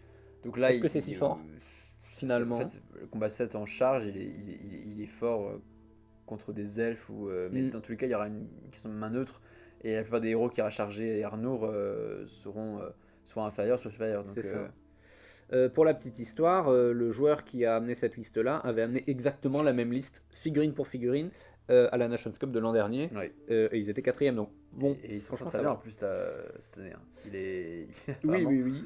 il a fait un résultat assez. Combien il est classé? Son Fornost est arrivé à la 25e place pour un Fornost qui me Franchement, paraissait c'est être pas un petit mal. tampon. C'est pas mal. C'est Le deuxième truc qui surprend dans cette liste, c'est qu'il a fait le choix de ne pas prendre ni de Marche, il n'y a pas de capitaine de Minas Tirith, ou de Foncombe, ni Círdan. oui. Qui, quand on parle à des joueurs Fornos, et moi le premier, on trouve que Círdan est super fort, et il l'est hein, d'ailleurs, hein. Mais Je il coûte pense que 75 points. et il coûte 75 points. Il ne peut recruter que des elfes et souvent on a ce qu'il faut en termes de quota d'elfes avec Glorfindel, Glorfindel. ouais. Et il n'a qu'un seul point de puissance. Même si le Ranger ne rapporte qu'un de plus, c'est une bande de plus un point de puissance. C'est ça. Je Donc il a peux fait le choix de prendre 2 bannières et pas Círdan. C'est son tour. Voilà, c'est très bien. Et en fait, il a économisé finalement beaucoup de points en ne prenant ni Círdan ni le cheval des Arnures et en prenant 12 hobbits avec les 2 rangers, donc des troupes vraiment pas chères. Ce qui fait qu'il arrive finalement à 44 figurines, ce qui est beaucoup. 14 tirs, donc 12 tirs de hobbits, donc 14 tirs plus 2 de rangers. Ouais. Donc au total, il a 14 tirs force 2 et, Il a aussi 2 tirs force 3. Oui, c'est ça. Et il a aussi 2 elfes. Ouais, c'est ça. Avec arc. Il a 3 chevaliers de Minas Tirith. Pareil, d'habitude on peut en prendre. Ouais, on prend plus, mais. Parce qu'ils ont combat 5 en charge et là ils deviennent très bien. J'imagine que. Vu qu'il a fait le pari de ne pas prendre une Eärnur en cavalerie de choc, il n'a pas fait le même pari avec les cavaliers, C'est ça. j'imagine. Mais ce qui nous donne une liste de tirs déjà, parce que 14 tirs c'est toujours bon à prendre. Ouais. Une liste très défensive, puisqu'on va avoir une ligne combat 6, défense 6 voire 7 avec le mur de bouclier. La Melfic, combat 5. Donc ça peut prendre à peu près toutes les. C'est le calporte qui prend le calporte, quoi. C'est ça. Ça se fait battre par des listes, par des lignes de Tranduil par exemple. Mais sinon ça prend à peu près tout. Il y a Glorfindel. On le décrit plus, hein, il est combat 8, mouvement 12, résistant à la magie. Lui, il embête beaucoup les Aragorn. Ouais. Il embête beaucoup les Goyir, donc ça peut off-méta. C'est la liste qui va coûtera un petit peu Men of the West. Voilà. Alors moi, ce qui me surprend en particulier, et là encore, hein, sans doute des choses nous échappent, c'est que moi j'ai regardé la liste, je me suis dit, mais ça, main blanche, le détruit. Parce que Glorfindel, il finit par tomber, parce que tu te prends un éclair sur tes hobbits, c'est fini, machin. Et le mec, il a battu deux mains blanches, mais vraiment bien en majeur. Donc il y a peut-être un truc qu'on voit pas. Il a battu David Farmer aussi. Voilà, il a battu le David Farmer qui jouait Minas Morgul. Donc franchement, c'est énorme respect pour ce joueur allemand. Parce que là, la liste, elle paye pas de mine. Hein. C'est comme la liste de Burdure. Ouais, tu te dis, mais parce que autant la 5 armée qu'on a vu tout à l'heure, on comprend. On comprend, mais je l'aurais pas vu non plus. Mais tu vois, je la comprends. Je comprends. C'est ça. Là, on a vraiment du mal à saisir vraiment ce qui est fort, à part que au fond, il n'y a aucune mauvaise pièce dans cette liste. Non. Ça reste, il y a quand même 2 bannières, donc tu vas pouvoir bien gagner tes combats et à force faire des kills. Si tu places bien tes 3 knights et Glorfindel, tu vas pouvoir un petit peu de choc. Détruire des choses. Et Arnur, il va faire son trou dans la phalange. Il va tenir, si l'adversaire l'immobilise ou le gère, en fait, tu t'en fous, c'est juste les Arnur. S'il tombe contre un Goyir et compagnie, hop, il passe combat 8, c'est shield. Ou alors une frappe, il passe au-dessus. Voilà, une frappe, il est sûr de passer au-dessus. Ou alors avec Salam Elfique, Goyir, il se dit ok. Et c'est assez sympa. Peut-être qu'il n'a pas pris le cheval des Arnur pour pouvoir mieux contrôler son mouvement, parce qu'on rappelle que Arnur est obligé de charger dans cette liste. Charger les héros. Oui, charger les héros. Mais oui, c'est chiant, quoi. T'as pas envie de. C'est chiant. Après, c'est jamais un problème. C'est jamais un problème, c'est vrai. Et surtout, en fait, moi, des fois, je trouve que le gros socle permet justement de mieux cadrer, de mieux bloquer un héros. C'est ça. Parce que. Après, là, il va être au milieu de tout le monde. Oui. Normalement, il craint pas trop. Donc voilà, c'est. Ouais, énorme respect. Donc voilà pour la première place de la Nations Cup, l'Allemagne, donc avec un podium des nations qu'on a l'habitude de voir. Enfin, pour Peut-être la Pologne pas et l'Allemagne, l'Allemagne, mais- moi je trouve que l'Allemagne, Enfin, moi je suis très content de les ça voir. marche pas si mal souvent. Peut-être que je me trompe, mais il me semble que les derniers tournois, je les avais pas vus à ce point-là. Mais en tout cas, je suis En fait, très. ils ont toujours été présents, mais Oui. peut-être jamais au À top ce top. point-là, Et ouais. là, ils ont vraiment éclaté Ouais. tout le monde, c'est très bien. D'autant qu'ils n'ont pas gagné au goal average. Hein, je regarde les Non, ils ont gagné avec résultats. 11 points, je Voilà, crois. ils ont 10. 10 Non, points. si, ils ont gagné au goal average contre la Pologne 2 avec 110 points marqués contre 105 points marqués. Oh là là. Ça se joue à 5 Ouais. points sur beaucoup de games. Hein. Ouais, c'est clair. Sur 36 games, ça fait beaucoup. Ça veut dire qu'il y en a général qui n'a pas été tué. Et une Après, démo ils ont qui n'a un pas été excellent atteinte. goal average. Hein. Ils ont 100 de goal average. Alors, ce n'est rien par rapport aux 234 de l'Australie. Mais C'est. oh là, les États-Unis, ils ont 0 de goal Ouais, average. ils ont réussi le Bravo. pari de. Donc, 100 points de goal average, c'est très bien. C'est les deuxièmes meilleurs. Troisième meilleurs. Donc, franchement, énorme respect à l'Allemagne, à la Pologne 2 et à l'Australie d'avoir gagné ça. Et la France, dans tout ça, on finit 6ème, ce qui somme toute est pas mal du tout. Très Peut-être honorable. qu'on aurait espéré une place un peu plus grande, mais Faudrait leur demander. il n'y a qu'à Faucon. Hein. Exactement. Il n'y a qu'à Faucon. L'an dernier, la France avait été 12ème. Donc c'est Et donc voilà, c'est 2 fois mieux. Et l'année d'avant, elle avait été 2ème. Mais entre-temps, les règles ont beaucoup changé, notamment avec l'abandon du système bien contre mal. Et accessoirement, le changement de version. Donc c'est difficilement comparable. Pour faire un petit récap, donc qui étaient les joueurs français?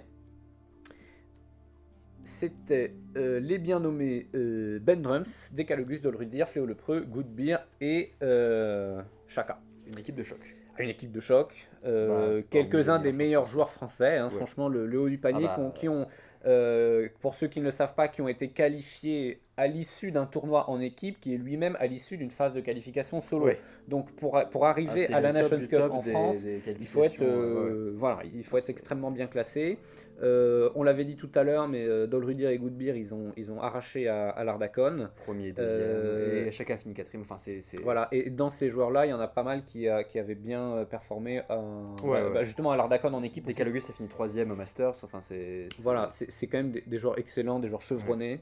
Ben Voilà. Barnes gagne tous les tournois en France. Oui, C'est- oui, en fait, on les présente plus trop. Ils ont fait le pari, donc pour les listes du mal, d'avoir AOL, Main Blanche et Minas Morgul. Rien de bien original, mais il y a des petits tweaks, hein, justement. Charby en parle dans son blog. 2 chefs de meute chez AOL, une main blanche sans le prêteur de serment. Oui. Et, il l'a joué depuis quelques temps. Philo Ouais, Lepreux, oui, c'était oui, déjà une liste qui jouait en début de V7 et il avait premier tournoi de qualif, il me semble qu'il avait gagné avec une liste très similaire, c'est ça. avec un Saruman à cheval. Oui. Donc Oui. c'est vraiment une liste qu'il C'est maîtrise ça. depuis pas mal de temps. Quoi. Et un C'est- Minas Morgul avec beaucoup de spectres. Ouais. Donc voilà.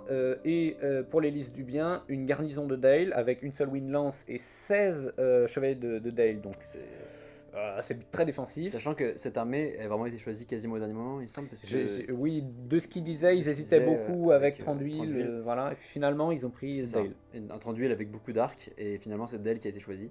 Euh, Voilà. Voilà. Un royaume de Khazad-dûm avec du Rhin. Et une Lothlorien pyjama. Donc c'est ce dont on parlait. Donc le deuxième build possible de Lothlorien dont on avait déjà parlé dans notre podcast sur les elfes. Là, Chaka, il est parti, il est 48 elfes. Donc c'est beaucoup. Hein. C'est Ouais, beaucoup, ça 48 fait beaucoup elfes. d'elfes. Avec Aldir et un capitaine de la Lorienne en général.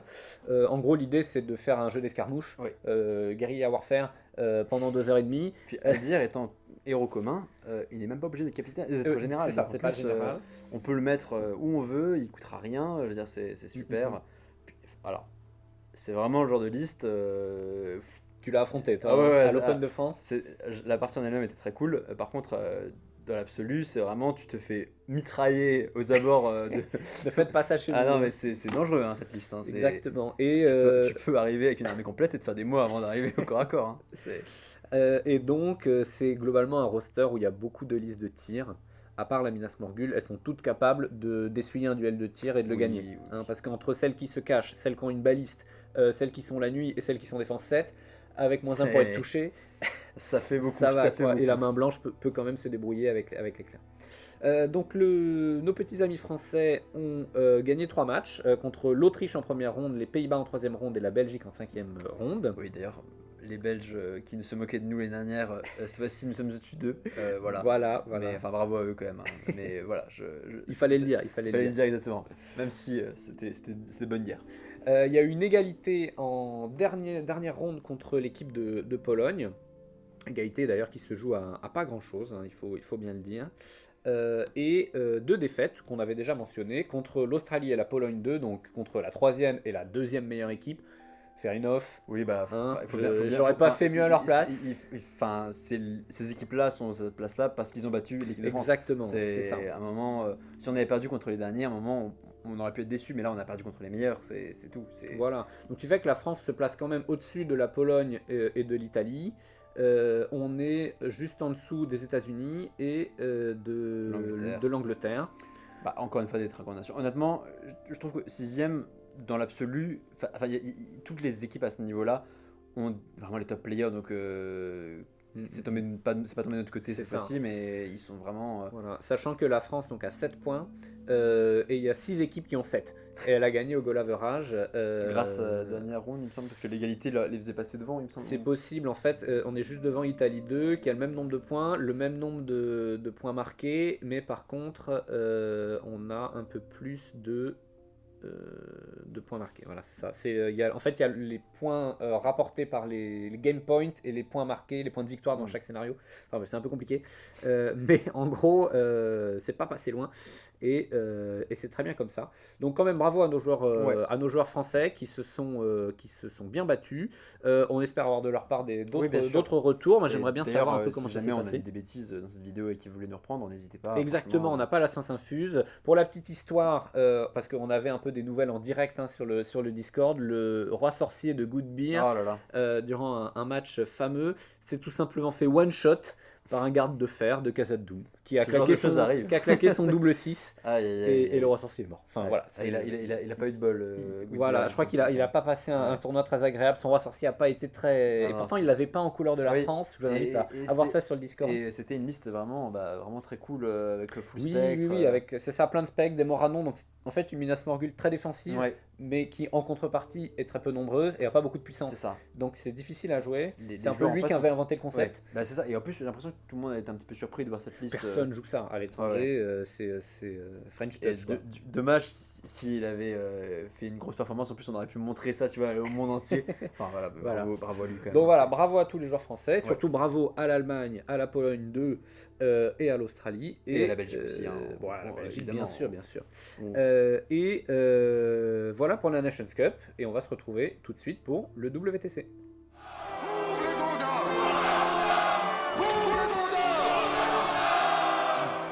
Et donc l'autre gros tournoi qui avait lieu dans le même mois, en tout cas un mois plus tard. Oui, c'est la période. C'était la période, c'est ça. C'était le WTC, l'autre grand tournoi de MSBG, qui avait lieu du 9 au 10 mai à Copenhague.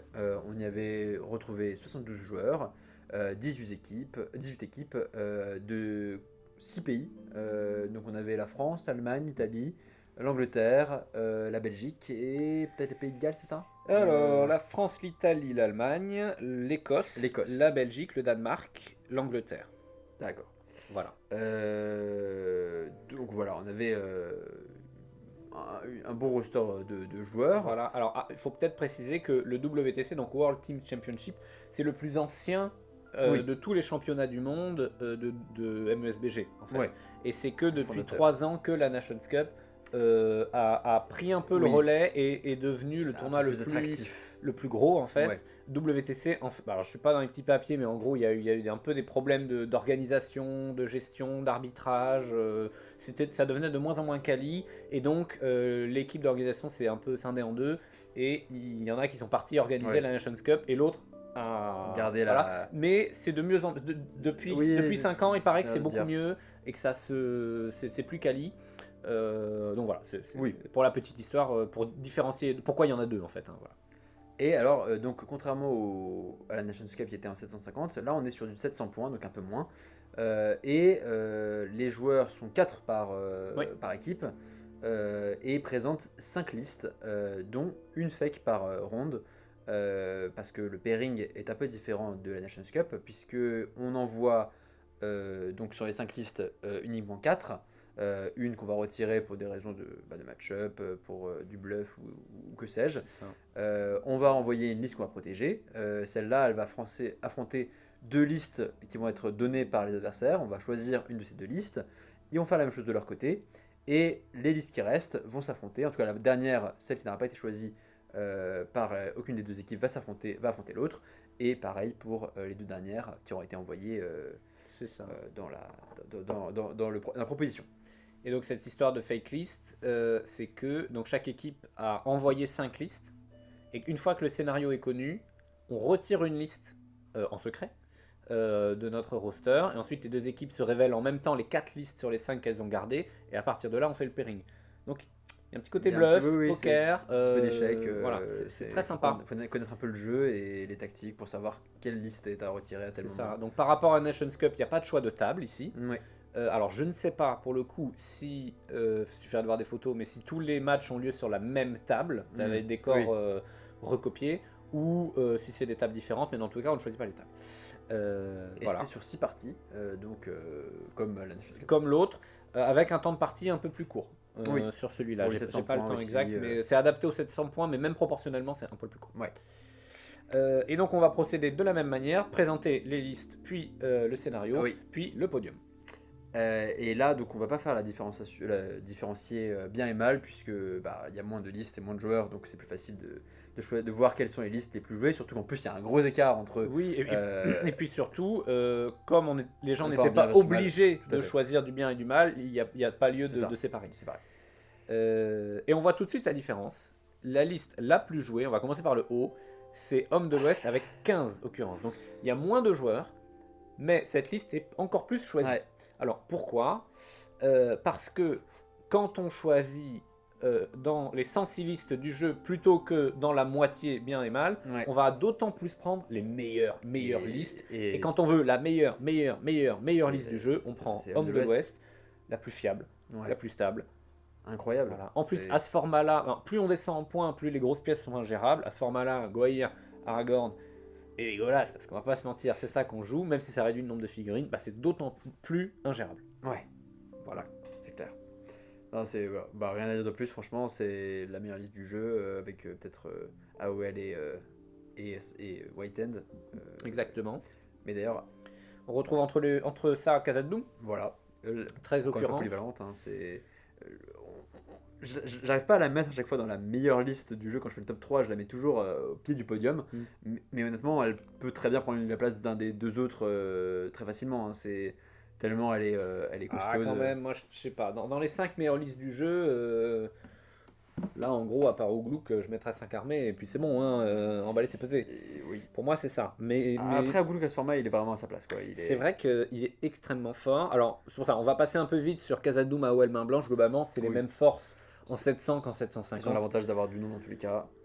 Voilà. Il n'y a rien de fondamental qui change. On voit, on anticipe un peu sur la conclusion finale de ce podcast, mais on voit que la méta se stabilise quand même, hein. Oui, Il y a oui, beau avoir certaines équipes qui sortent du lot en prenant des listes originales, c'est toujours une liste sur 6. Hein. Oui. Euh, Après, est-ce que c'est de la peur de la part des joueurs de ne pas vouloir tester telle chose à un tournoi, ou est-ce que c'est parce qu'il y a une.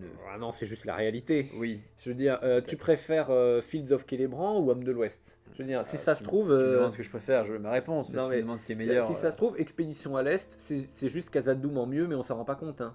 Sauf que non. Parfois, oui. malheureusement, il y a des listes qui sont meilleures que d'autres. C'est impossible d'équilibrer un jeu à 106 listes. Le jour où l'Empereur Dragon sera de nouveau top méta, on verra Expédition à l'Est. Avec bien la plus, haine avec des la haine Orientaux. des Orientaux. Bon, on va s'attarder un peu plus longtemps sur Ouglouk quand même, parce que donc représenté 6 fois, c'est-à-dire dans une équipe sur 3, ce qui est beaucoup. Hein. Oui. Qu'est-ce qui fait la force des scouts d'Ouglouk? Dis-moi tout. Alors déjà à 700 ça tombe parfaitement, puisqu'on se retrouve avec une armée qui est très populeuse, avec des warbands quasiment pleines tout le temps. C'est ça, c'est une cinquantaine de figurines. Une cinquantaine de figurines. C'est beaucoup. Ça fait beaucoup. On a accès à l'une des meilleures troupes du jeu, à savoir le Scout Uruk, dans sa version boostée mouvement 8. Il a accès à l'éventail d'équipements du bouclier et de l'arc. Il est épaulé par un tambour qui le fait bouger encore plus vite. Donc on a le mouvement, ça c'est check. On a le combat 4, c'est check. On veut du gras, on peut récupérer des orques. Ça, on a le petit choix entre soit le capitaine, soit Grishnak, soit Snaga. Bon, Snaga, vous le mettez à la poubelle. Mais en tout cas, vous prenez les 2 premiers et vous rajoutez des orques. Et là, vous avez la possibilité de proc la règle N, animosité. Entre les Uruks et les orques qui, lorsqu'ils sont dans le même combat, en tout cas engagés dans le même combat, reçoivent mutuellement un bonus de +1 pour blesser l'adversaire. Certains jouent avec, certains jouent sans. En France, j'ai l'impression que ça se joue plutôt sans. La tradition française veut qu'on ne joue qu'une seule warband d'orques, alors qu'en Angleterre, enfin partout ailleurs à peu près, on joue une espèce de phalange en fait. Il y a plutôt une vingtaine d'orques. Alors qu'en France, on joue une dizaine d'orques. On abandonne le mouvement pour une armée de phalanges qui obtient des bonus assez forts grâce à Ugluk, qui a vraiment reçu un coup de vernis cette édition. Est-ce qu'il est fort? Alors sa règle fétiche, c'est il coupe la tête d'un orque au début de son mouvement. Tous les Uruks à 6 pouces sont sans peur, très fort, et +1 pour blesser. Donc force 4, +1 pour blesser. Oui, ça se cumule avec l'animosité. Voilà, et oui, quand on est un capitaine scout Urukai qui a une arme à 2 mains, on a force 5, +3 pour blesser. Ouais, le Balrog est blessé en 3+. C'est pas mal, c'est pas mal. Ouais, c'est une liste qui a tous les avantages. C'est une horde extrêmement efficace, qui en plus, comme elle a un nombre assez élevé, a du tir très nombreux. Donc, alors, on a beaucoup de défense 4 dans cette liste, en première et en deuxième ligne. Mais quand on a 17 tirs force 3, c'est sympa. C'est une liste qui n'est pas très sensible à la magie, puisqu'il n'y a que Ugluk. Même si on perd ses bonus de +1 pour blesser, ça reste faut gérer une cinquantaine de figues. Voilà, c'est ça, et ça bouge vite, ça entoure, ça récupère les objectifs. C'est pas con, enfin je veux dire la 7+, c'est pas déconnant. Si oui, c'est pas con, tu veux dire, littéralement ils ont une bonne intelligence, oui. Voilà. Ils pourront récupérer, puis même Snaga, je crois, Krishnak a un 6+, enfin voilà. C'est possible. C'est des petits trucs comme ça qui font que voilà, on récupérera les objectifs. Mais c'est une liste plus difficile, enfin c'est une liste difficile à jouer, je trouve. On peut se faire des erreurs avec pour l'avoir testé quelques fois ensemble, globalement on peut faire beaucoup de choses. Mais si on sait pas la jouer, c'est très friable. Si on sait pas la jouer, c'est juste une armée pas très forte. Enfin, je veux dire, défense 4, voilà. Mais si on sait la jouer, c'est extraordinaire. C'est quand même plus difficile à jouer, je trouve, comme de l'Ouest et Khazad-dûm, par exemple, parce que à cause de la défense, tout simplement. Oui, complètement. Alors, en fait, c'est marrant parce que les trois listes du mal, là, AOL, Main Blanche et Ugluk, sont globalement des armées difficiles à jouer, parce qu'elles ont une faible défense et beaucoup de tricks. C'est ça. Mais en fait, plus difficile à jouer, et pourtant, une fois qu'elles sont bien jouées, en fait, quasiment indépassable. En fait, c'est... Oui, en fait, meilleur, je trouve, que les deux d'avant. Enfin, un Ugluk bien joué, à mon avis, c'est meilleur qu'un Homme de l'Ouest, c'est meilleur qu'un Khazad-dûm. C'est le genre de liste que prennent les top players une fois qu'ils ont tout maîtrisé. Parce que, franchement, notamment, le match-up Khazad-dûm-Ugluk, ça doit pas être si mal pour Ugluk, grâce au +1 pour blesser, justement. Et l'animosité, tu vas pouvoir aller... casser cette défense 7 qui normalement bloque un peu les Uruks parce qu'ils se retrouvent à blesser en 6. Donc Ugluk, je pense qu'on a envie de le placer face à ça. Et le dernier bonus quand même de la liste, c'est que Ugluk peut entrer en contact avec un... Ouais, c'est ça, il peut transformer un objectif en objectif où toute notre armée sera dominant 2. Donc tenez vos positions est un très bon scénario pour eux. Voilà, comme il n'y a qu'un seul objectif, on le choisit, on a un dominant 2, mais même en fait, ça permet de sécuriser un objectif, et ça c'est énorme. Ugluk étant lui-même dominant 3, ensuite il peut aller ailleurs. Et se cacher s'il le faut, parce qu'une fois qu'il l'a fait, il peut se barrer. Exactement. L'objectif reste à terre. Oui, parce qu'il faut pas qu'il meure. Non. Pour que l'objectif reste dominant 2. Je crois que même s'il meurt, il me semble qu'il se passe pas grand-chose. Je crois que ça reste jusqu'à la fin. Je ne sais pas, j'avoue. Enfin, l'un dans l'autre, c'est quand même vachement... En tout cas, c'est du classique, on s'y attendait et on les voit. Donc finalement, les armées qui disparaissent entre le 700 et le 750, alors elles disparaissent pas complètement, c'est juste qu'il y en a moins, notamment 5 armées. Au bout d'un moment, 700 c'est peut-être pas aussi parfait. On n'a pas tous les points pour le faire. Je vais regarder vite fait les statistiques. Donc là, on vous a présenté les 5 armées, mais ensuite les armées les plus jouées, c'est les usurpateurs d'Edoras, Minas Morgul avec 5 occurrences chacun. Et ensuite, les 5 armées et l'Ultime Alliance avec 3 occurrences chacun. Ce qui n'est pas énorme, surtout pour les armées. C'est pas beaucoup. Pour ça, je me suis arrêté à 6 occurrences. C'est une équipe sur 3, ça me paraît bien. Mais ensuite, on arrive très vite dans des armées qui sont jouées deux ou une fois. Moi, ce qui m'étonne, c'est de ne pas voir les scouts de l'Urt. Parce que 700 est un... ça Ben reste oui, un alors il y en format, avait que deux, on en reparlera des scouts de l'Hertz, mais peut-être que les scouts de Gluck c'est ça, je pense il aussi. y a trop de Mais concurrence hein, hélas, on peut pas pour ces prendre les armées. deux, parce que Oulouk est un indispensable aussi en scout de Oui, l'Urtz. on a envie de le prendre en scout de Ouais. l'Hertz, et dans un roster en équipe, est-ce qu'on a envie d'avoir scout Non, de non, Gluck non. et scout de On fait le l'Hertz? choix. C'est Mais deux armées qui valent trop la je suis même d'accord. chose, quoi. Autant varier Et un peu pourtant, plus. si on avait su les scénarios, Et voilà, exactement. Si on avait su les scénarios, parce que qu'est-ce qu'on a joué, enfin qu'est-ce que on, hein, bien sûr, on s'inclut on dedans, n'était pas là, bien nous. sûr. Hein. Hein. Qu'est-ce que finalement, il y avait 4 équipes de France, donc les 20 joueurs et une joueuse, enfin 19 joueurs et une joueuse, Oui, tout à fait. 16, qu'est-ce que je raconte? Il y a 15 joueurs et un et une joueuse français qui sont allés au WTC. Ils ont joué. Escorter les blessés Ouais.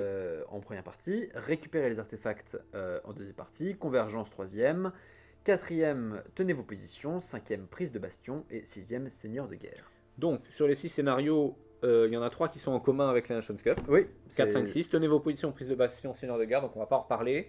Est-ce qu'il y a des VIP? Nous ne savons pas.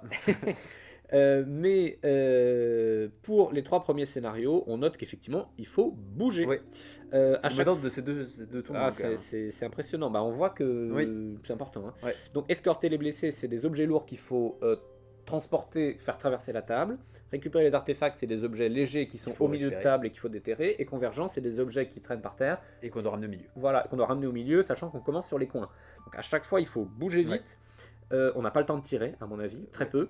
C'est pareil pour tenir vos positions, il faut y aller. Voilà, faut pareil foncer. pour tenir vos positions et prise de bastion. Il n'y a que Seigneur de guerre, guerre. encore une fois, qui est le seul scénario. Mais voilà, c'est typiquement le genre de scénario qui rebalance. Et c'est très bien parce qu'au bout d'un Oui, moment, oui, avoir oui. 6 scénarios qui bougent, voilà, ça fait beaucoup. C'est bien d'avoir aussi Seigneur de guerre qui est un scénario qui ne privilégie pas la mobilité, qui est un scénario de tir. Ça permet d'équilibrer les rencontres. Mais donc, un choix de scénario intéressant. Et moi, je trouve que c'est un peu un truc de cette V7, mais il y a plus de scénarios où on prend des objets. Très concrètement. Oui, Là, oui. tu vois, le trio escorter les blessés, récupérer les artefacts, convergence. Ça fait plaisir. On joue avec des objets, Ouais, du et coup, ça rend des trucs genre injonction Ouais. très forts. Ou enfin, peut-être le faire lâcher. peut-être que Chagrat a un rôle à jouer. Ou Et- Bilbo en 5 armées qui peut voler peut les objets récupérer- en passant avec l'anneau. Oui. C'est oui. Enfin bref, je rigole un peu, mais c'est intéressant de voir que non, c'est vraiment C'est en. en Raven Hill. Non, c'est pas Raven Hill, Bah, c'est en. En survivant de la ville. Ça sur la Ah ouais, bon, oubliez tout ce que je viens de dire sur Bilbo. Enfin, survivant de la Ouais. ville, c'est un autre débat, hein, Euh, mais c'est difficile quoi. Enfin, il faut prendre en compte le fait de pouvoir récupérer des choses sans démonter, par exemple pour convergence, ce qui paradoxalement est un mauvais scénario pour Oui. la cavalerie, sauf quand on est le Rohan. Il faut avoir des gens pas trop bêtes pour pouvoir déterrer et pas perdre un tour, donc d'où l'intérêt d'avoir une intelligence C'est moyenne pour le de rang, 6-7. mais vous ne le prenez pas donc. En tous Voilà. les cas, Donc non, intéressant ce Oui. choix de scénario. Je trouve qu'ils se ressemblent un peu. Oui. C'était des Oui. poules, enfin mais parmi les poules, c'est des choix qui se c'est ressemblent un peu. c'est le risque avec. Enfin, un truc, un tirage aléatoire, c'est qu'on se retrouve parfois avec ce genre de. Mm. Oui, Mais quand on prend les 6 poules, on s'attend à ce que ça Oui. soit vraiment varié. Là, bon, après, c'est pas très grave. Hein. Non, C'est non, aussi, non. comme dans n'importe quel tournoi, au bout d'un moment, il faut jouer avec les scénarios. Bien sûr. Il y a 24 scénarios, vous savez que Faut vous allez les accepter. jouer dans n'importe quel ordre. Quoi. Tout à fait. Et surtout, vous savez que vous allez les jouer, vous avez une chance sur 4 de jouer chaque scénario, en fait. C'est sûr. Parce qu'on tire aléatoirement dans chaque poule. Donc, il faut être bon sur tous les scénarios. Alors, on va refaire comme tout à l'heure le podium en partant du bas. Et on va commencer par la 3e place. Ils sont de retour. L'Allemagne, après avoir été premier à la Nations Cup en l'espace d'un mois, ils finissent 3e au WTC, donc vraiment impressionnant. Impressionnant, oui. Euh, Sachant qu'ils avaient été au dernier WTC, donc en 2025, 5e avec leur. Donc décidément, Avec Germanie 3, Germanie 1 avait été 9. donc, qui est vraiment encore une fois une progression sur l'espace Oui, d'un c'est an. ça, globalement, ils ont progressé, c'est pas mal. Hein. C'est génial. Donc un roster là par contre vraiment c'est ce qu'on a vu. Littéralement c'est littéralement les 5 qu'on a Oui, vus. oui, en faisant le C'est- PowerPoint, je me suis dit, bah, c'est bizarre, j'ai déjà vu ces Main noms. blanche, de l'Ouest, Khazad Dûm, Ougluk, AOL. Voilà, donc ils n'ont pas fait dans l'originalité, mais Voilà. c'est la preuve que ça marche. Ah bah oui, oui, c'est- On n'a pas forcément besoin d'être off-méta Non, pour non, bien gagner, sûr, bah. et c'est un peu le principe de la méta, hein, d'ailleurs. Alors, hein. mais voilà, c'est typiquement le genre de place qui montre que voilà, c'est un peu triste parce que voilà, c'est les meilleurs quoi. Il n'y a pas mieux et même si moi j'adore voir ce genre de petits comment dire de nouveautés avec Purdure ou Fornost. Là, voilà, c'est le genre de performance qui montre que. Ouais, mais au bout d'un moment, c'est fort, Oui, hein. oui, bah oui, bien sûr. On Non, peut mais pas leur en évidemment. vouloir. Ah, ce n'est pas. C'était juste un. On voit dans tout constat. ça, Ouglou KOL, c'est finalement 2 hordes avec l'animosité, donc elles fonctionnent un peu pareil. Homme de l'Ouest, Khazad-dûm, c'est du dominant. Enfin voilà, moi je comprends. Hein, je comprends. Oui, je suis d'accord. Alors la liste qu'on a choisi de vous présenter parmi cette équipe d'Allemagne 1, bah en fait c'est leur Homme de l'Ouest, parce qu'il y a quelque chose d'intéressant quand on Ouais. regarde la liste. Ils ont pris Aragorn Goyir, et on s'attendrait à avoir Legolas, mais en fait non, ils ont pris un capitaine du Rohan et Pipin. Alors ça, la Bon. raison c'est pour proc les dominants 2 Voilà, partout. c'est ça. Mais quand bien même, tu Ouais. préfères pas. Parce que donc, le capitaine plus Pipin, c'est 80 points. Ouais. Moi, je les enlève et j'enlève 2 figurines. on se retrouve avec, Du coup, je suis 27. Et. Non, je crois que tu retombes à 24, il me semble, avec Legolas. Enfin, quelque chose comme Bah, ça. là, ils sont 30. Si j'enlève 2 figurines et que je mets Legolas, je suis 29. Et du coup, pour équilibrer les points, c'est 2 figurines en moins. Donc, je suis 27. Mais écoute, 100 points. Bah ouais. 50 plus Bon. 30 plus 20. Bon, c'est pas très grave. C'est pas le moment de faire le Mais, calcul. mais en gros, on baisse un peu et on récupère Legolas. Oui, je pense que tu as raison. La raison, c'est de proc C'est le truc. ouais. Parce que s'il voulait en plus vraiment jouer un capitaine, à mon avis, il faut jouer le capitaine de Oui, Minas Tirith. de Minas Tirith. Parce qu'au moins, il est dans le mur de Après, bouclier. Oui, parce que le capitaine se la joue dans une liste qu'il peut avoir, c'est de la marche. Et la marche, tu l'as gratuitement avec Aragorn. Donc Voilà. si tu le prends, c'est vraiment parce que tu veux un héros qui ramène du nombre pas trop cher. Après, ouais, il coûte 45 points si tu le prends. C'est pas cher. C'est 45, c'est vraiment pas cher. C'est pas cher. Et bon, la liste garde Aragorn Goyir. Hein. Oui. Mais c'est d'ailleurs bien la preuve que le combo Aragorn Goyir suffit. Enfin, je veux dire, c'est. Ouais, bah c'est Ça marche. C'est les deux ça meilleurs marche héros bien. du bien avec Legolas, quoi. C'est. Enfin, oui, est-ce que c'est les deux meilleurs? Oui, je pense que je m'avance pas trop en disant que ce sont les deux meilleurs héros du jeu. Du bien. Oui. Du bien. C'est pas mauvais, c'est pas mauvais. Donc voilà pour l'Allemagne, bravo Oui, à elle. Bravo. Avec des listes classiques, mais Oui, voilà la méta. Bravo les Allemands. Mais cependant, En deuxième place, l'Italie qui efface un petit peu l'échec de la 10e place du Nations Cup en finissant deuxième. c'est ça. Italie 1. Avec un roster assez classique, sauf leurs deux dernières armées, les armées du mal, à savoir Minas Morgul et Armée du Sud. Minas Morgul était la 6e armée la plus jouée. Oui, c'est ça. Mais À égalité avec Usurper. Mais la grande armée du Sud, C'est et ça. là par contre, là je suis content, parce que Oui. c'est typiquement le genre d'armée que j'adore. Je ne suis pas un grand fan de soupe, mais ce genre d'armée De soupe à quoi? voilà, pardon, excusez-moi. Je suis pas un grand fan de soupe du jeu, mais cette soupe-là me parle beaucoup parce qu'il y a une vibe assez géniale avec tous ces profils qui sont à peu près dans les mêmes coups en point à chaque fois, à part le demi-troll qui est vraiment abusément cher, même s'il est très fort.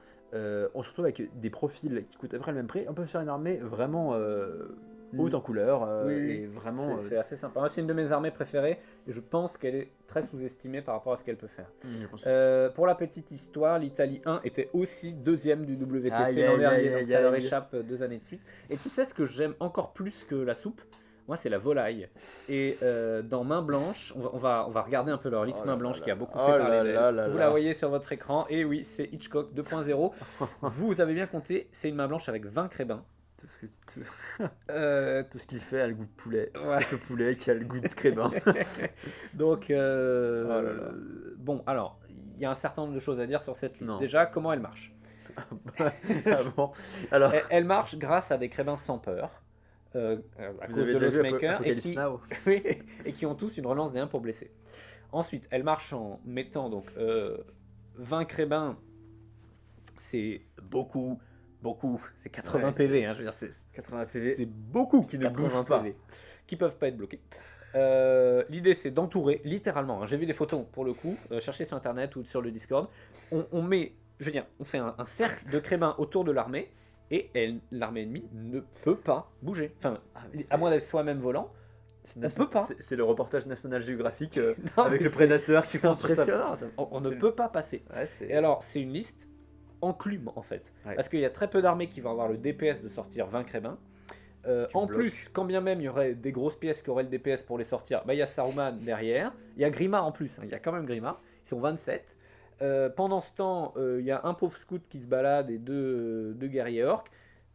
On va quand même récupérer les objectifs, voilà, et c'est juste très très fort. Et si vous Ouais. tombez sur un scénario qui n'est pas super pour cette liste, et ben vous la Vous passez la en passez en fake revue, list ouais, et vous la jouez pas. Eh ben, Donc voilà, pour le coup, là, à mon avis, oui, ok, hot take, c'est cancer comme liste. Oui, je pense que Euh, tu ne t'avances pas trop en disant ça, mais 20 c'est trop. Le pire c'est que ce genre de build a déjà gagné ou très bien performé dans des tournois en Angleterre Ouais, par ouais, exemple ouais. ou en Italie avec beaucoup de crémins. Mais- Des listes à 20-25 crémins, on en a vu. j'espère que les joueurs eux-mêmes qui n'apportent pas ça en tournoi, eux plutôt qui se retiennent de le faire, ils pensent à ça, tu vois, Mais genre. voilà, donc on comprend pourquoi c'est fort, il n'y a pas de problème.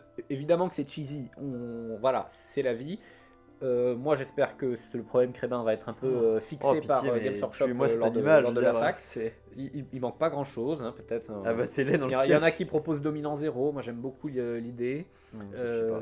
Mais. Enfin voilà, Pour- augmenter le coût en points, je sais pas. Mais voilà, là Ouais. on voit qu'il y a un problème Crébin. Après, en vrai, cette liste est drôle. Je veux dire, c'est Ah sa bah, romane et sa volée c'est- d'oiseaux. en termes de lore, c'est vraiment genre. Il s'est constitué une armée énorme d'urukai surdéveloppés pour ne serait pour qu'à la fin tout ce qu'il fasse c'est envoyer juste une nuée de crévins. Voilà. C'est très drôle. Mais donc, voilà, typiquement, ça va très bien gérer des Aragorn. Oui. Ça va très bien gérer Bah, des grosses pièces, en fait, des qui vont Gwaihir, devoir voilà. tomber à chaque Peut-être fois. que ça galère un poil plus contre les scouts et compagnie, les scouts Douglou, Et tu vois, ils vont encore, avoir des qui- bonus pour Parce blesser. que force mais- 2 face à défense 4, ça blesse en 5. Ouais, j'avoue. Oh là là, 5 relance D1. Le Ouais. Crévin, Ça te vous tente. pouvez vous faire démoraliser Ouais. par ces trucs. Ah bah, Faites attention. Donc, certains bon, l'ont fait même sur cette chaîne. hein. c'est sympathique ou pas, mais ça existe. Donc il fallait en parler, c'était marrant. Et puis au moins on aura passé en revue une liste main blanche Ouais. de tout ce Cool. podcast. La deuxième armée sur laquelle on va Ah. s'arrêter un peu plus longtemps, c'est cette fameuse Grande Armée du Sud, parce que on aime bien la liste Et tous oui. les deux, et en plus le build est assez original. Moi personnellement, je comprends pas du tout cette armée. Pas trop non plus, mais je suis très Voilà. content de l'avoir. C'est le Alors- genre de liste qu'on verrait un petit peu partout dans n'importe quel tournoi, mais pas forcément à ce genre de tournoi. C'est ça. Alors le bonus de la Grande Armée du Sud, c'est plus un courage pour tout le monde. Fine On enough. prend, c'est bien. Il a fait le choix de prendre le roi doré d'Abrakan comme général, Logique. qui est l'un des meilleurs généraux du jeu, puisqu'il ne peut pas être blessé 6 tours de suite. Voilà, Cool, hein. vous m'avez bien entendu. Allez lire son profil en Legacy. Puis même, sa règle n'est pas anecdotique de pouvoir baisser la valeur de bravoure de quelqu'un. hein. Exactement. Moi j'ai déjà un Aragorn parti au French Running Café contre Uxie. Aragorn avait fait un test à peine réussi. Il m'a regardé dans les yeux, il a levé une feuille en me disant il a combien de bravoure ton Aragorn et Aragorn est parti. Hein, Et il est c'était- parti. Ah, c'était pas mal. Moi, j'ai vu sur internet des strats genre tu prends le roi doré avec un Moumak, et quand quelqu'un essaye de faire charger le Moumak, enfin de charger le Moumak pour l'empêcher de bouger, tu sais, en mettant Ah, beaucoup de force oui, pour oui. empêcher de bouger la bête de Jusqu'au guerre, dernier moment. le dernier en fait. Ouais, ouais. T'attends le dernier gars Ouais. et C'est tu pas mal, l'empêches. Et comme ça, t'as un tour de Moumak gratuit. Enfin C'est bref, très ça peut bien, être très c'est marrant. Ça peut être marrant. Bref, voilà, donc pour le roi doré. Avec ça, il y a beaucoup de Haradrim, avec au total 10 arcs et 5 gardes marchands d'Abrakan, donc qui sont force 4 plus 1 pour blesser, c'est toujours sympa. Très faible au tir, puisque ça fait beaucoup de défense 4, tout ça. Ouais. 1 mètre de discipline pour avoir une marche et des élans gratuits. Et enfin, Amdur, le seigneur des lames, qui est un héros très très bon. Combat 7, lame elfique, frappe gratuite si on frappe contre lui, il blesse en 5 plus tous les héros. Il est vraiment sympa. Moi, c'est un de mes héros préférés. Je l'ai joué à un tournoi il y a 2 mois et honnêtement il met assez envoie mal du pété. même des Gwaihir, Ouais. même des Aragorn, enfin voilà, non peut-être pas Aragorn mais au moins Gwaihir. Tous les héros C6 du jeu sont en PLS contre Ouais. lui, même un Boromir il le gère assez bien. Donc c'est un super héros et en plus c'est pas votre général. Ouais. Donc ça c'est très bien. Et avec lui il amène une phalange de guerriers dragons qui donc à 3 pouces d'Amdur sont combat 5. C'est cool. C'est cool. Avec une armbarre donc ils peuvent passer plus un pour blesser. Voilà, c'est ça, ils peuvent passer plus un pour blesser, ça c'est sympa. Après, moi, ce que j'aime pas trop en fait dans cette liste, c'est que il y a un ventre très très mou, Ouais. et en côté du full défense 6, t'as pas le tambour, ce qui est logique, hein. Du Après, coup, ces orientaux ils sont lents. Si jamais on veut s'en débarrasser, on s'en débarrasse quoi. Cette liste, on peut la. C'est ça. C'est intrinsèquement fort à cause du combo Hunting. roi doré, âme dure et combat 5. Ça, Ouais. forcément, c'est cool. Puis le petit garde marchand, Mais- plus mais- un pour blesser. c'est Voilà, cool, mais c'est dans rigolo. les faits, je trouve que il a même pas 33% d'archers parce qu'il a 45 figurines et seulement 10 tirs. Donc moi j'aurais mis plus de figurines, enfin tu vois, et plus d'archers. Il y a un truc, je me dis, il aurait fallu pousser un sens, une direction plus loin. Mais après, bon, il a bien performé. c'est quand même Ulysse qui a bien performé. Moi, ça me fait plaisir de voir ce build-là. Pareil. Donc bravo, c'est bravo, super. franchement. Voilà. Et donc, qui a gagné le WTC 2026 Samuel, dis-moi tout. C'est la France. Bravo, France 1, France 1 félicitations. Et oui, le podium, c'est France 1, Italien, Allemagne 1. Et France 4 ensuite. Voilà, alors avant de parler en détail de France 1, on va quand même rappeler, donc on avait envoyé 4, enfin toujours pareil. La France avait envoyé 4 équipes de France, oui, super phrase ça, je suis prêt pour être journaliste. La France avait envoyé 4 équipes au WTC cette année. France 1 composée de Gildor, Barbecue, Manada et Imarilovic, les vieux de la vieille. Quatrième position, ensuite on avait France 3 de premier choix, avec Manon, Antozed, Lancelot et Warpaint Studio. Et ça fait tellement plaisir de les voir là, parce que franchement, bah oui, je suis trop content. C'était une super équipe, super sympathique. Ils avaient déjà fait la surprise au Calife, et là, de nouveau, je suis trop content. Donc quatrième, bravo. On avait une équipe France 4 avec Aira Mornier, RR Lagachette, Vagar et Kenny. Ouais, c'est une équipe très solide. Donc qui arrive 12e, une équipe solide, très sympa. Ils s'étaient beaucoup entraînés. Ouais. Vagar s'est très bien débrouillé. Il est deuxième, du tournoi derrière Lancelot qui est premier. Ouais. Donc ça c'est vraiment Randy a sympa. beaucoup joué cette année. Il a terminé je crois premier ou deuxième du championnat de France. Randy, oui, je crois il s'est très bien débrouillé, donc 12e, et pas très loin derrière, en 14e place, France 2, avec ARP, Cham, Xperion et l'Auvergnat. Donc une équipe de joueurs qui ont de l'expérience aussi. Certains, on a eu le plaisir de les rencontrer à l'Open de France d'ailleurs, c'était assez sympa. Donc globalement, que des joueurs de qualité. Tout à fait. On a aussi entre de l'expérience des vieux de la vieille avec la France 1.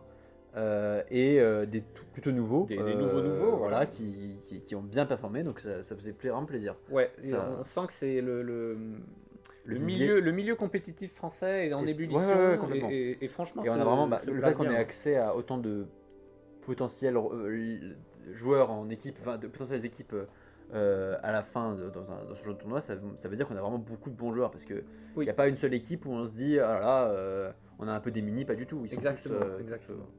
Alors à noter que la victoire de France 1, on a 75 points de tournoi, donc pareil que Italie 1, et on gagne au goal average de 110 contre 55. Donc là, il n'y a pas photo, 110 de goal average, c'est de loin le meilleur du tournoi. Le deuxième meilleur est à 60, si je crois bien. Donc là, ils ont vraiment bien joué leur game, le France 1. Donc encore bravo à eux. Et peut-être avant d'enchaîner sur France 1, on peut parler peut-être de la grosse performance individuelle de ce tournoi. De Lancelot. Qui a fait premier 30 points, ça fait combien? Il a invaincu? Il me semble que c'est ça, invaincu. Il me semble qu'il est invaincu. C'est pas mal, je peux pas en dire autant. Impressionnant. Impressionnant. Oui, bravo à lui. Surtout que. Je vais regarder s'il est vraiment invaincu. Ouais, mais il avait déjà. Oui, je reconnais, c'est une victoire majeure, ça. Au French Royal Café. Enfin, comment ça s'appelle? Ça aussi, c'est une victoire majeure. Au Calife, il avait déjà été 4e, il me semble, du classement solo. Donc c'est vraiment incroyable. Félicitations à lui et félicitations à son équipe. C'était. Ça en fait des victoires majeures. Non, franchement, incroyable. On a donc 2 joueurs qui font le top 1 et top 2. On est très fiers. C'est. Franchement, les gars, vous allez gérer. Félicitations à vous. Et il faut quand même noter Gildor, Stan, 4e. Évidemment, mais ça, j'allais venir quand tu allais parler de. Voilà, Warpaint Studio 8e. Enfin voilà, il y a quand même des bons. 4 joueurs de français dans le top 10, c'est énorme. Ouais, c'est très très sympa. Et d'ailleurs, pour l'organisation du WTC, il faut aussi, à mon avis, remercier Chaka, qui non seulement sur le Discord nous avait fait en direct des commentaires très drôles, enfin il nous avait bien tenu au courant, c'était cool, et puis qui en interne a mine de rien organisé une partie du truc, notamment le portage sur Matt, tout ça, enfin voilà, il était en partie arbitre. C'est vraiment... la France s'investit beaucoup à l'international, ça mérite d'être souligné, c'est grâce à la fédération en partie. Enfin voilà, c'est super. Moi je suis extrêmement content. Très content. Alors, quelle liste l'équipe France 1 avait emmené? Et bah. Il n'y a pas énormément de surprises, mais au bout d'un moment, ce qui marche, ce n'est l'URSS ça marche. qu'ils ont pris. Voilà. Eux, ils ont trouvé dans leur cœur la raison de prendre l'URSS et je suis fier. Voilà, donc ils ont pris à côté de l'URSS l'armée de la main blanche, une classique, l'homme de l'Ouest, une classique avec Legolas, Gwaihir et Aragorn, un Khazad-dûm classique et un Howell classique. Mais effectivement, donc Scout de l'URSS, ils ont fait le choix d'avoir ça. Leur joueur c'était Manadar pour les scouts de l'URSS, le capitaine de l'équipe, plutôt que les scouts d'Ugluk. Là, je serais curieux, si vous nous écoutez, d'avoir un avis de pourquoi ce choix-là. On va regarder en détail cette liste des scouts de l'URSS et essayer de donner notre avis pour savoir qu'est-ce qu'on aime là-dedans, qu'est-ce qui différencie ces deux listes scouts. Donc, on voit tout de suite que c'est moins nombreux que scouts d'Ugluk, puisqu'ils sont que 42 par rapport à la cinquantaine. Hein. À cause de la warband vide causée par un capitaine, parce que la liste ne tombe pas pile. Il faut prendre un capitaine en plus, parce que sinon on est en 650. Oui, c'est ça. En fait, toutes les warbands sont pleines. C'est ça le truc, oui. Mais alors, pourquoi prendre un Capi Scout et pas Mohur? C'est le même prix. Non, il coûte Mohur, peut-être 10 points de plus, Mohur. Mohur oui, c'est ça. Et Mohur est boudé par la plupart des joueurs français. Je crois que notre compère Orkstu a un avis différent, mais moi j'aime beaucoup Mohur, je trouve 3 attaques c'est sympa. Alors oui, je n'ai pas assez joué, je ne peux pas me faire un avis, mais en tout cas voilà, c'est un profil différent. J'imagine que c'est pour avoir des marches à côté, mais le drummer fait déjà le travail. Des marches, non, c'est l'arme à deux mains alors. Lord Ugluk et les Capi Scouts ont la marche. Hein, c'est l'arme à deux mains alors. Et puis il y a un drummer. Enfin bon, c'est une liste qui bouge très vite, à la grande différence des Scouts d'Ugluk. Qui sont retardés par le boulet. Elle est pas retardée par le boulet des orques et en plus elle a la règle démoralisation à 66%. C'était très Ce qui fait que une liste à 42 figurines de scouts de l'Earth va être en fait démoralisée après. Et quasiment à la fin de la partie. Voilà, un Ugluk à une cinquantaine. C'est ça. Ugluk il a 1 ou 2 tours de tir de démoralisation alors que l'Earth on a pratiquement qu'un à chaque fois. Exactement. Au maximum. Et voilà. s'il en a. C'est très bien. En plus, l'Earth peut déclarer un combat héroïque gratuit à chaque tour. Donc, à la différence des scouts d'Ugluk, on a un fer de lance. Ouais. Il peut rentrer dans une phalange et alors le mettez pas contre 2 gars pour espérer les tuer, puis tuer 2 gars. Prenez un gars, puis ensuite pourquoi pas 2. Enfin voilà, il faut être un peu prudent avec l'Earth parce que mine de rien, même s'il a une sauvegarde en 6, il a qu'un seul point de destin, défense 6, ça part assez vite, surtout si en face c'est de la force 4. Mais tous les tours, il va faire quelque chose. Tous les tours, il va pouvoir s'activer et rebouger de 8 pouces, emporter son dominant 3. Enfin, c'est sympa. Son lancer de bouclier est pas mal aussi. Il a un lancer de bouclier qui met par terre une figurine sur un socle de 25. Il n'y a pas grand chose. Je ne sais pas si ça a servi pendant tout le tournoi, mais c'est sympathique. C'est magique que si tu tombes sur des détenteurs, tu peux lui mettre la race de sa vie. C'est ça. Oui, j'avoue. Ugluk dans cette armée n'a pas de bonus de coupage de tête pour avoir plus 1 pour blesser, ni de dominant 2, mais il peut quand même couper une tête pour rendre sans peur. Ouais, c'est ça, pour si jamais. En cas de démoralisation uniquement. Donc ça, pas en cours de partie. Donc ça, c'est bien. Voilà, c'est cool. Surtout qu'il a un Urukai Scout sans équipement à côté de lui, donc c'est vraiment lui la cible. J'avoue. Et donc, le gameplay des scouts de l'Earth, c'est un peu quand même. Parce que nous-mêmes, on n'est pas des gros joueurs de scouts de l'Earth, mais Orkstu qui n'est pas là, c'est dommage. Notre 3e compère, ça fait 5 ans qu'il joue au scout de l'Earth. Il aurait des choses à dire. Et il performe très bien avec. Et on voit comment il le joue. En gros, on a envie d'entourer le plus possible l'adversaire pour attaquer de tous les côtés en même temps, ou alors de croquer un bout de l'armée avec toute son armée.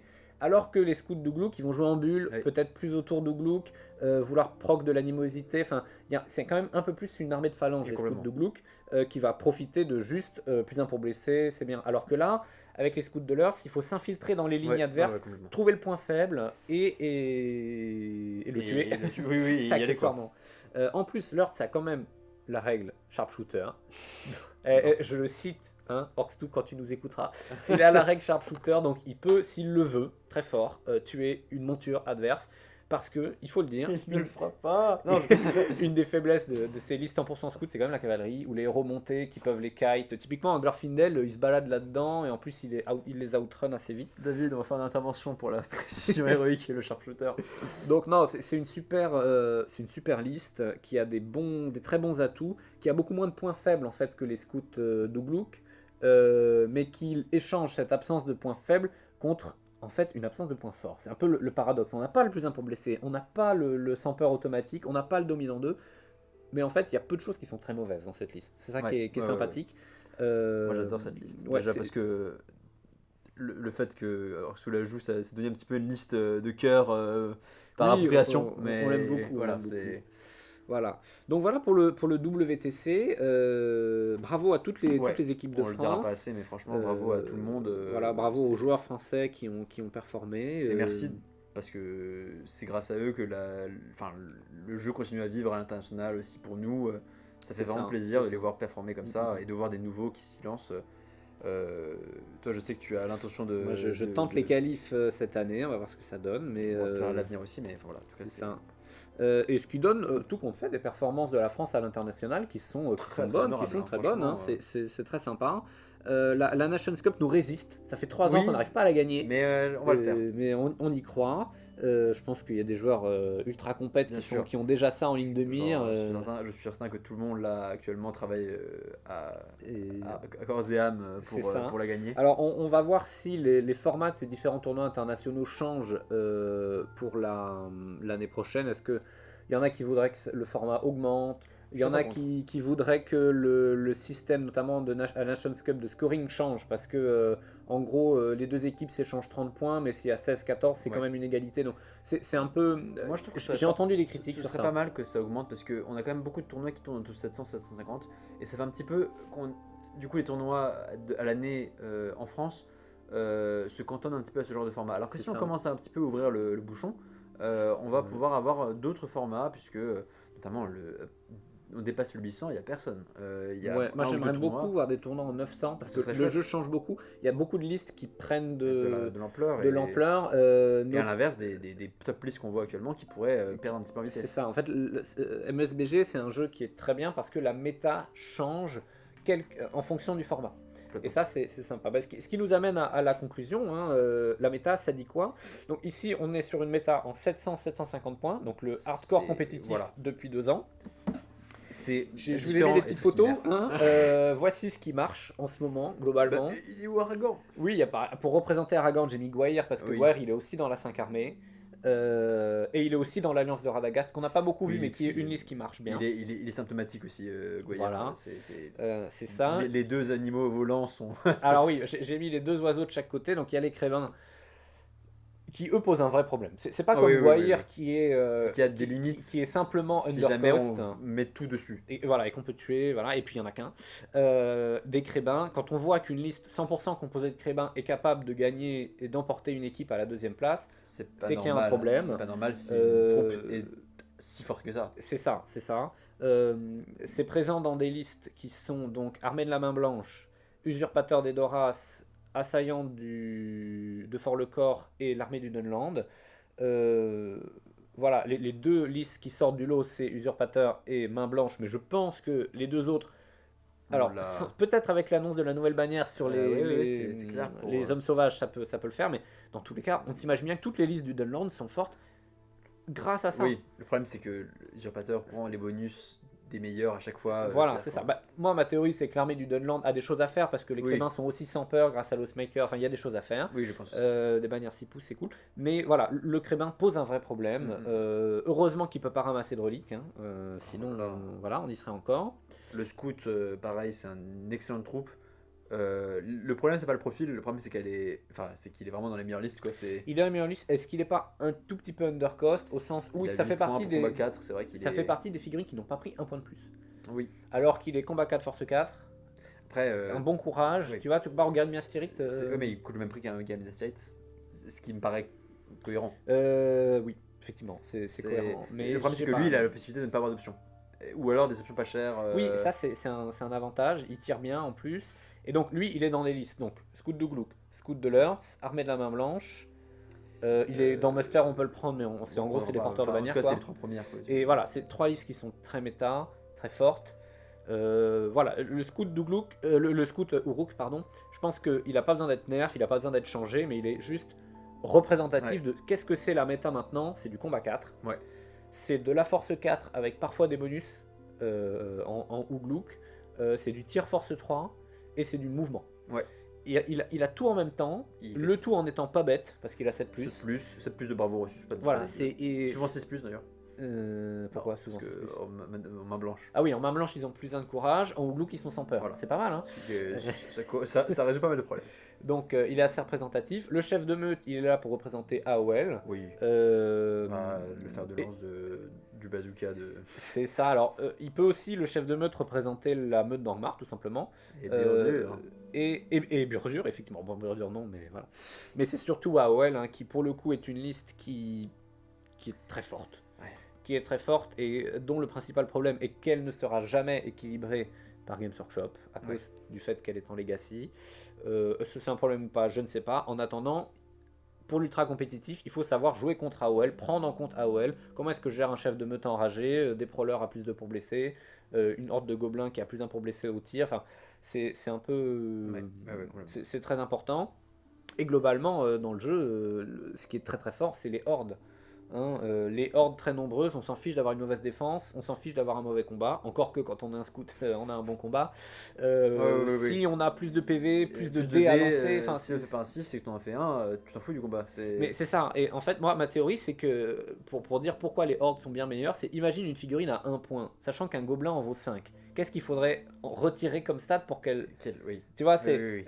s'il y avait une figurine à 1 point, bien sûr que ce serait la meilleure du jeu, parce qu'on en mettrait... dans tous les cas, à moins qu'elle n'ait pas d'attaque, elle sera forcément meilleure. Voilà, c'est ça. Donc, dès que ça rajoute un dé, c'est meilleur. Voilà, jeter un dé, c'est très fort. Avoir un PV, c'est très fort. Ouais. Et donc, toutes ces listes, quand tu arrives à en avoir beaucoup, finalement, parce que le problème d'AOL, c'est pas le chef de meute, hein, c'est la horde qui a plus un pour blesser. Globalement, c'est ça. C'est plus un tout qu'autre chose. Voilà.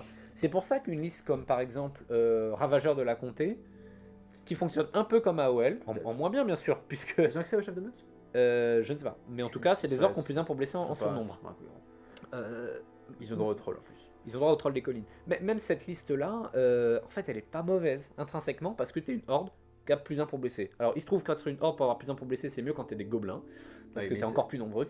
C'est typiquement cette liste, tu vois, je suis sûr que Ravager serait meilleur s'il n'y avait pas AOL. Bien sûr. Ou les listes Moria classiques qui ont backstabber, donc plus un pour blesser quand t'es bloqué. Bah, en fait, tu veux faire la même chose un peu mieux, quoi. AOL, c'est juste meilleur.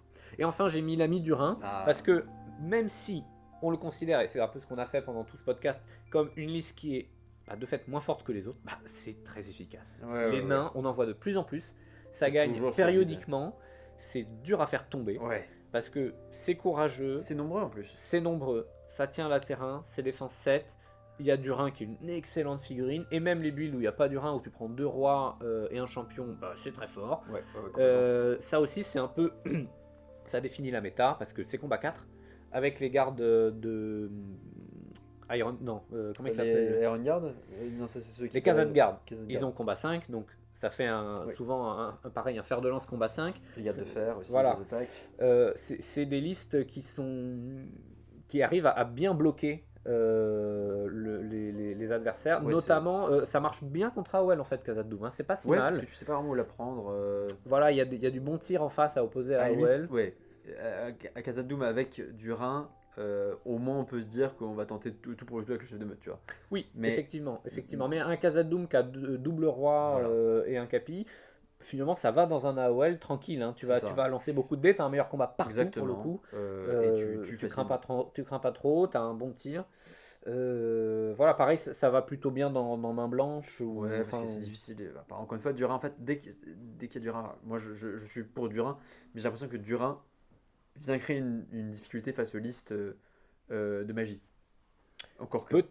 Peut-être, mais en même temps, Durin, bien placé, il a toujours 6 dés pour gagner ses combats. C'est vrai. Honnêtement, lui plus un chef, un champion du roi, ça fait un héros combat 6 à 5 dés et un héros combat 7 à 6 dés. Ça permet de massacrer un peu la phalange, quoi. Et souvent, Khazad Doom va un poil galérer à faire ça. Avec en plus un corps de guerre qui rend l'armée quasiment sans peur. Plus un courage partout, sachant que donc ils ont 5. Ils ont 6 plus, donc plus un 5. Et en plus, tu as des Khazad Guard sans peur. Donc voilà, c'est des listes c'est une liste très stable en fait, Khazad Doom, c'est pour ça qu'on l'aime. Donc globalement, dans la méta, ce qui marche, c'est les listes très stables. Genre 5 armées, Men of the West, Khazad Doom. Elles ont en commun d'être assez défensives, d'être très stables, de bien pouvoir prendre le terrain et d'avoir parfois des grosses pièces. Oui. Et à l'inverse, dans les listes du mal, ce qui va bien fonctionner, outre le facteur crébin, c'est avoir beaucoup de nombres et des bonus pour blesser. Des choses qu'ont les scouts, qu'ont AOL, et alors main blanche ne l'a pas. mais tu compenses les bonus pour blesser par les tricks de Saruman, une relance D1 sur tout Edenland, et le fait que Saruman lui-même empêche les pièces, permet de bloquer des choses. C'est clair, c'est clair. Donc voilà pour le point sur la méta. On espère que ce podcast vous a plu, avec des conceptions un peu plus généralistes sur le jeu en lui-même. Oui. Si ce genre de format vous plaît, n'hésitez pas à nous le dire. Si vous voulez qu'on fasse plus de podcasts sur la méta, ou tout simplement change la méthode, enfin n'hésitez pas. voilà, si vous avez des qu'on conseils, réfléchisse à ça ensemble. Si vous voulez qu'on parle plus de tournois, moins de tournois, voilà. N'hésitez pas à dire ce que vous voulez en commentaire. On essaie de varier Voilà. les contenus par rapport aux pures analyses d'armée. Donc voilà, dites-nous si ça vous a plu. Et en commentaire, mettez cuicui pour vérifier que vous avez bien écouté jusqu'au bout. Et on se retrouve pour une prochaine vidéo. À la prochaine.